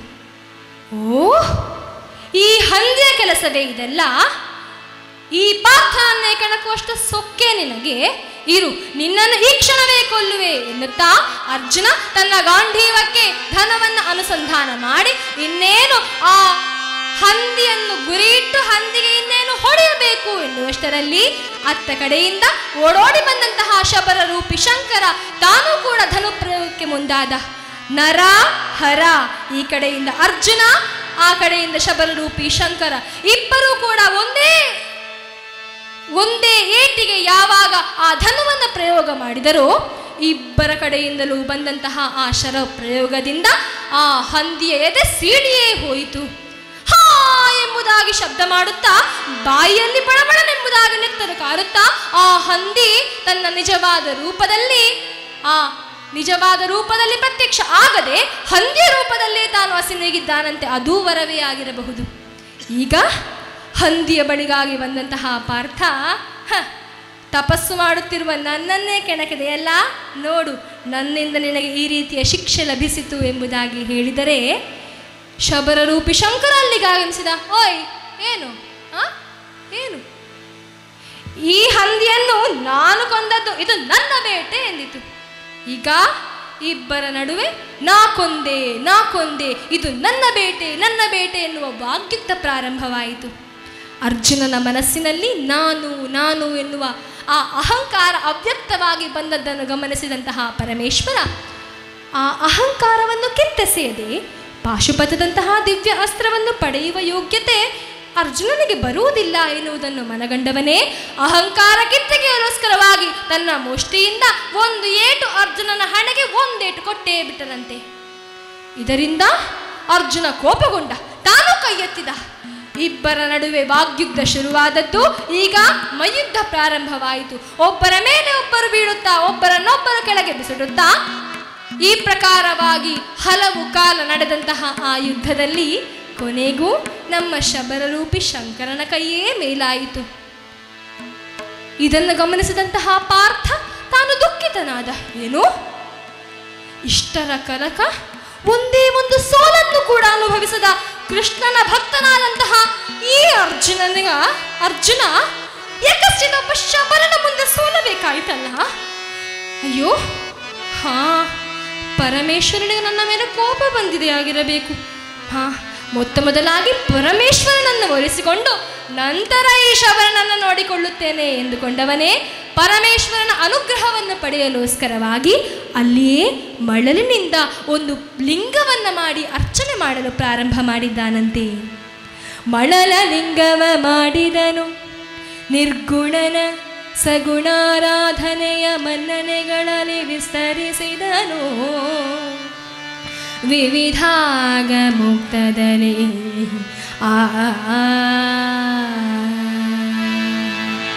ಆ ಮಳಲಿನಿಂದ ಲಿಂಗವನ್ನು ಮಾಡಿ ಆ ಲಿಂಗಕ್ಕೆ ಸಗುಣಾರಾಧನೆ ಹಾಗೂ ವಿವಿಧ ಆಗಮುಕ್ತ ವಿಧಾನಗಳಿಂದ ಪೂಜೆಯನ್ನು ಸಲ್ಲಿಸಿ ಕೊನೆಗೆ ಪ್ರಾರ್ಥನೆಗೋಸ್ಕರವಾಗಿ ಅಡಿಟ್ಟಿದ್ದಾನೆ. ಹೇ ಶಂಕರ, ಗೆಳೆಯನೆನ್ನನು ಶಬರನು, ಏತನ ಗೆಲುವ ಶಕ್ತಿಯ ಕೊಡು. ಅಕಲಂಕ ವೀರನಾದ ಅಕ್ಷೀಣ ಬಲನಾದ ಈ ಪಾರ್ಥನನ್ನೇ ಗೆದ್ದಿದ್ದಾನೆ ಶಬರ. ಆ ಶಬರನನ್ನೇ ಗೆಲ್ಲುವ ಶಕ್ತಿಯನ್ನು ಕೊಡು ಪರಮಾತ್ಮ, ಕೊಡು. ಗೆಲಿದನೆನ್ನನು ಶಬರನು, ಏತನ ಗೆಲುವ ಶಕ್ತಿಯ ಕೊಡು. ಕಿರಾತನ ಬಲುಹು ಭಂಗಿಸಿತೆನ್ನ ಬಿಂಕದ ಒಡೆಯ ನೀನಿರಲು, ಬೆಂಕದ ಒಡೆಯ ನೀನಿರಲು. ಪರಮೇಶ್ವರ, ಹೀಗಾದ್ರೂ ಮಾಡಿ ಈ ಶಬರನನ್ನು ಗೆಲ್ಲುವ ಶಕ್ತಿಯನ್ನು ಕೊಡು ಎಂಬುದಾಗಿ ಪ್ರಾರ್ಥನೆ ಮಾಡಿ ಅಲ್ಲಿಯೇ ಇದ್ದಂತಹ ಗಿರಿಮಲ್ಲಿಕಾ ಪುಷ್ಪ, ಅಂದರೆ ಈ ಗುಡ್ಡ ಬೆಟ್ಟದಲ್ಲೆಲ್ಲ ಬೆಳೀತದೆ ನೋಡಿ ಮಲ್ಲಿಗೆ ಹೂವು, ಅದಕ್ಕೆ ಗಿರಿಮಲ್ಲಿಕಾ ಪುಷ್ಪ ಎಂಬುದಾಗಿ ಕರೀತಾರೆ. ಅಂತಹ ಗಿರಿಮಲ್ಲಿಕಾ ಪುಷ್ಪಗಳನ್ನು ತೆಗೆದುಕೊಂಡು ಬಂದು ಓಂ ನಮಃ ಶಿವಾಯ, ಓಂ ನಮಃ ಶಿವಾಯ ಎನ್ನುವ ಪಂಚಾಕ್ಷರಿ ಮಂತ್ರದೊಡನೆ ಆ ಲಿಂಗಕ್ಕೆ ಒಂದೊಂದೇ ಪುಷ್ಪಗಳನ್ನು ಅರ್ಚನೆ ಮಾಡ್ತಾ ಇದ್ದಾನೆ. ನಮಃ ಶಿವಾಯ ನಮಃ ಶಿವಾಯ ನಮಃ ಶಿವಾಯ ಎಂಬುದಾಗಿ ಅರ್ಚನೆ ಮಾಡಿದ್ರೆ ಆ ಎಲ್ಲ ಫಲಗಳು ಆ ಎಲ್ಲ ಪುಷ್ಪಗಳು ಅಲ್ಲಿಂದಲೇ ಮಾಯವಾಗ್ತಾ ಇತ್ತಂತೆ. ಮತ್ತೆ ಹೋದ, ಗಿರಿಮಲ್ಲಿಕಾ ಪುಷ್ಪಗಳನ್ನು ಹಿಡಿದುಕೊಂಡು ಬಂದ, ಓಂ ನಮಃ ಶಿವಾಯ ಎಂಬುದಾಗಿ ಅರ್ಚನೆ ಮಾಡಿದ, ಥಟ್ ಎಂಬುದಾಗಿ ಮಾಯವಾಯಿತು. ಮತ್ತೆ ಓಡಿ ಹೋದ, ಗಿರಿಮಲ್ಲಿಕಾ ಪುಷ್ಪಗಳನ್ನು ಹಿಡಿದುಕೊಂಡು ಬಂದ. ಈಗ ಆ ಪುಷ್ಪಗಳಿಂದಲೇ ಒಂದು ಸುಂದರವಾದ ಹಾರವನ್ನು ಮಾಡಿ ಆ ಹಾರವನ್ನು ಆ ಶಿವಲಿಂಗದ ಮೇಲಿನ ಆ ಹಣೆಯ ಭಾಗಕ್ಕೆ ಭಕ್ತಿಯಿಂದ ಸಮರ್ಪಣೆ ಮಾಡಿ ಓಂ ನಮಃ ಶಿವಾಯ ಎಂಬುದಾಗಿ ಹೇಳಿ ಕಣ್ತೆರೆದು ನೋಡಿದರೆ ಅದು ಮಾಯ. ಅರೆ, ಏನಾಗ್ತಾ ಇದೆ ಇಲ್ಲಿ, ಏನಾಗ್ತಾ ಇದೆ ಶಂಕರ ಎಂಬುದಾಗಿ ಹೇಳಿ ಆ ಕಡೆಗೆ ತಿರುಗಿದರೆ ಅಲ್ಲಿ ಕಂಡದ್ದೇನು? ಕಂಡನರ್ಜುನನೇ ಕಿರಾತನ ಮಂಡೆಯಲ್ಲಿ ತಾ ಮಳಲಲಿಂಗದ ಮಂಡೆಯಲ್ಲಿ ಪೂಜಿಸಿದ ಬಹುವಿಧ ಕುಸುಮ ಮಂಜರಿಯ. ಯಾವ ಗಿರಿ ಮಲ್ಲಿಕಾ ಪುಷ್ಪಗಳನ್ನ ಶಿವಲಿಂಗದ ಬುಡಕ್ಕೆ ಅರ್ಚನೆ ಮಾಡಿದ್ದನೋ ಆ ಶಿವಲಿಂಗದ ಬುಡದಲ್ಲಿದ್ದಂತಹ ಆ ಎಲ್ಲ ಕುಸುಮಗಳು ಶಬರನ ಕಾಲಬುಡದಲ್ಲಿವೆ. ಯಾವ ಗಿರಿ ಮಲ್ಲಿಕಾ ಪುಷ್ಪದ ಹಾರವನ್ನ ಶಿವಲಿಂಗಕ್ಕೆ ಅರ್ಪಣೆ ಮಾಡಿದನೋ ಆ ಶಿವಲಿಂಗಕ್ಕೆ ಅರ್ಪಣೆ ಮಾಡಿದಂತಹ ಹಾರ ಶಬರನ ಕುತ್ತಿಗೆಯಲ್ಲಿದೆ. ಏನಾಗ್ತಾ ಇದೆ ಇಲ್ಲಿ? ಏನಾಗ್ತಾ ಇದೆ? ಕಂಡನೆತ್ತಲು ಮುರಿದು ಪುನರಪಿ ಕಂಡನೆ. ಒಮ್ಮೆ ಶಿವಲಿಂಗವನ್ನು ನೋಡ್ತಾನೆ, ಒಮ್ಮೆ ಶಬರನನ್ನು ನೋಡ್ತಾನೆ, ಒಮ್ಮೆ ಶಬರನನ್ನು ನೋಡ್ತಾನೆ, ಶಿವಲಿಂಗವನ್ನು ನೋಡ್ತಾನೆ. ಅಯ್ಯೋ ಅಯ್ಯೋ, ಏನಾಗ್ತಾ ಇದೆ ಇಲ್ಲಿ? ಕಂಡನೆತ್ತಲು ಮುರಿದು ಪುನರಪಿ ಕಂಡನೆ ಶಬರಿಂಗೆ ಹಿದತ್ತಣ ದಂಡೆಯೋ ಎನ್ನುತ್ತ ಸೈವರೆದನ ಪಾರ್ಥ. ಯಾವ ಪುಷ್ಪಗಳೆಲ್ಲ ಆ ಶಿವಲಿಂಗಕ್ಕೆ ಅರ್ಚನೆ ಮಾಡಿದನೋ ಆ ಎಲ್ಲ ಪುಷ್ಪಗಳು ಕೂಡ ಶಂಕರನ ಆ ಶಬರನ ಮುಂಭಾಗದಲ್ಲಿ ಪ್ರತ್ಯಕ್ಷನಾದಾಗ, ಹಾಗಿದ್ರೆ ಬಂದವ ಬೇರಾರು ಅಲ್ಲ, ಬಂದವ ಬೇರಾರು ಅಲ್ಲ, ಶಂಕರ ನೀನೇ ಬಂದಿದ್ಯಾ ಸ್ವಾಮಿ, ನೀನೇ ಬಂದಿದ್ಯಾ, ನೀನೇ ಬಂದಿದ್ಯಾ. ಶಂಕರ ಗಂಗಾಧರ ಚಂದ್ರಶೇಖರ.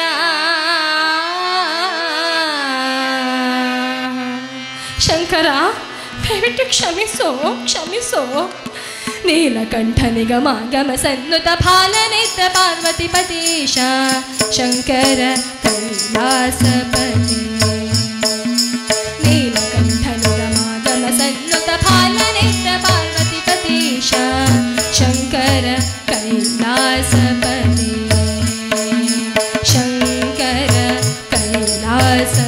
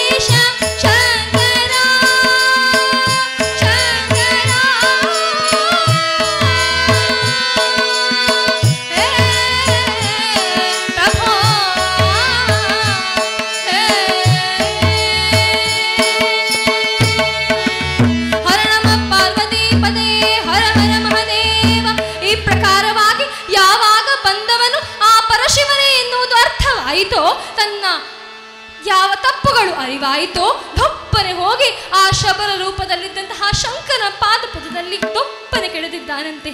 ತನ್ನ ಕಾಲಬುಡದಲ್ಲಿ ನಿಂತು ಕಣ್ಣೀರಿಗೆರೆಯುತ್ತಿರುವಂತಹ ಆ ಅರ್ಜುನನನ್ನ ಆ ಶವರ ಮೇಲಕ್ಕೆತ್ತದಂತೆ ಹೇಳಪ್ಪ, ಹೇಳು ಅರ್ಜುನ, ಇದೋ ನಾನು ಉತ್ತಮ ಧ್ವನಿವರ್ಧಕ ವ್ಯವಸ್ಥೆಯನ್ನು ಮಾಡಿಕೊಟ್ಟಂತಹ ಮಹನೀಯರೇ, ನಿಮಗೂ ಧನ್ಯವಾದವನ್ನು ಸಲ್ಲಿಸುತ್ತಾ ಇವತ್ತಿನ ಕಾರ್ಯಕ್ರಮವನ್ನು ಚಿತ್ರೀಕರಣವನ್ನು ಮಾಡಿದಂತಹ ಶ್ರೀಯುತರಾದಂತಹ ಶ್ರೀ ವೆಂಕಟೇಶ್ ಬೆಂಡೆ ಸರ್, ನಿಮಗೂ ಕೂಡ ಧನ್ಯವಾದವನ್ನು ಸಲ್ಲಿಸುತ್ತಾ ಬೆಳಗ್ಗೆ 10 ಗಂಟೆಯಿಂದ ಈ 5 ಗಂಟೆ ತನಕ ನಮ್ಮ ಎಲ್ಲ ಮಕ್ಕಳ ಹರಿಕಥೆಯನ್ನು ಬಹಳ ಶ್ರದ್ಧೆಯಿಂದ ಕೇಳಿ ನಮ್ಮನ್ನು ಪ್ರೋತ್ಸಾಹಿಸಿದಂತಹ ನಿಮಗೆಲ್ಲರಿಗೂ ಕೂಡ ಅನಂತ ಧನ್ಯವಾದವನ್ನು ಸಲ್ಲಿಸುತ್ತಾ ಕಥೆಗೆ ಮಂಗಲವನ್ನು ಹಾಡೋಣವಂತೆ.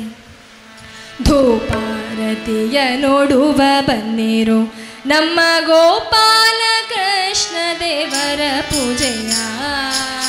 ಧೂಪಾರತಿಯ ನೋಡುವ ಬನ್ನಿರು ನಮ್ಮ ಗೋಪಾಲ ಕೃಷ್ಣ ದೇವರ ಪೂಜೆಯ.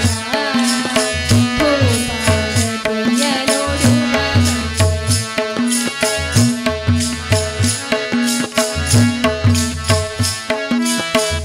ಮತ್ತಳೆ ಜಾಗಟೆ ತಾಳ ತಂಬುರಿ ಭೇರಿ ಧಿಮಿ ಧಿಮಿ ಧಿಮಿ ಕೆಂಬರ ಬಸಗಳು ಅದ್ಭುತ ಶಂಖನಾದಗಳಿಂದಲೇ ನಮ್ಮ ಪದ್ಮನಾಭ ದೇವರ ದಿವ್ಯ ಪೂಜೆಯ. ಧೂಪಾರತಿಯ ನೋಡುವ ಬನ್ನಿರು ನಮ್ಮ ಗೋಪಾಲ ಕೃಷ್ಣ ದೇವರ ಪೂಜೆಯ. ಧೂಪಾರತಿಯ ನೋಡುವ ಬನ್ನಿರು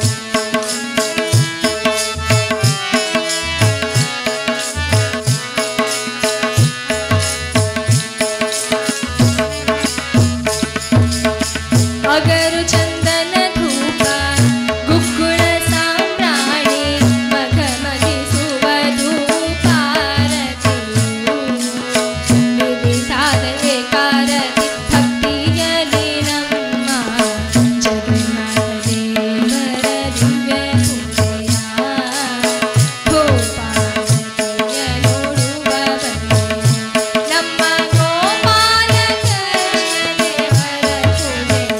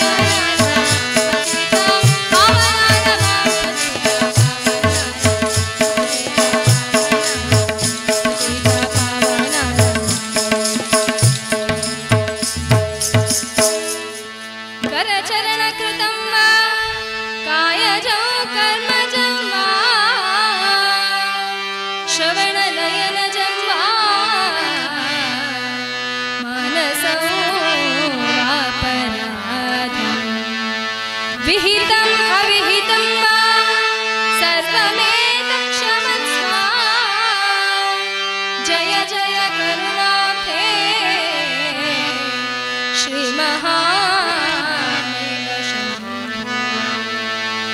मंगलम भगवान विष्णु मंगलम मधुसूदन मंगलम देवकी पुत्रो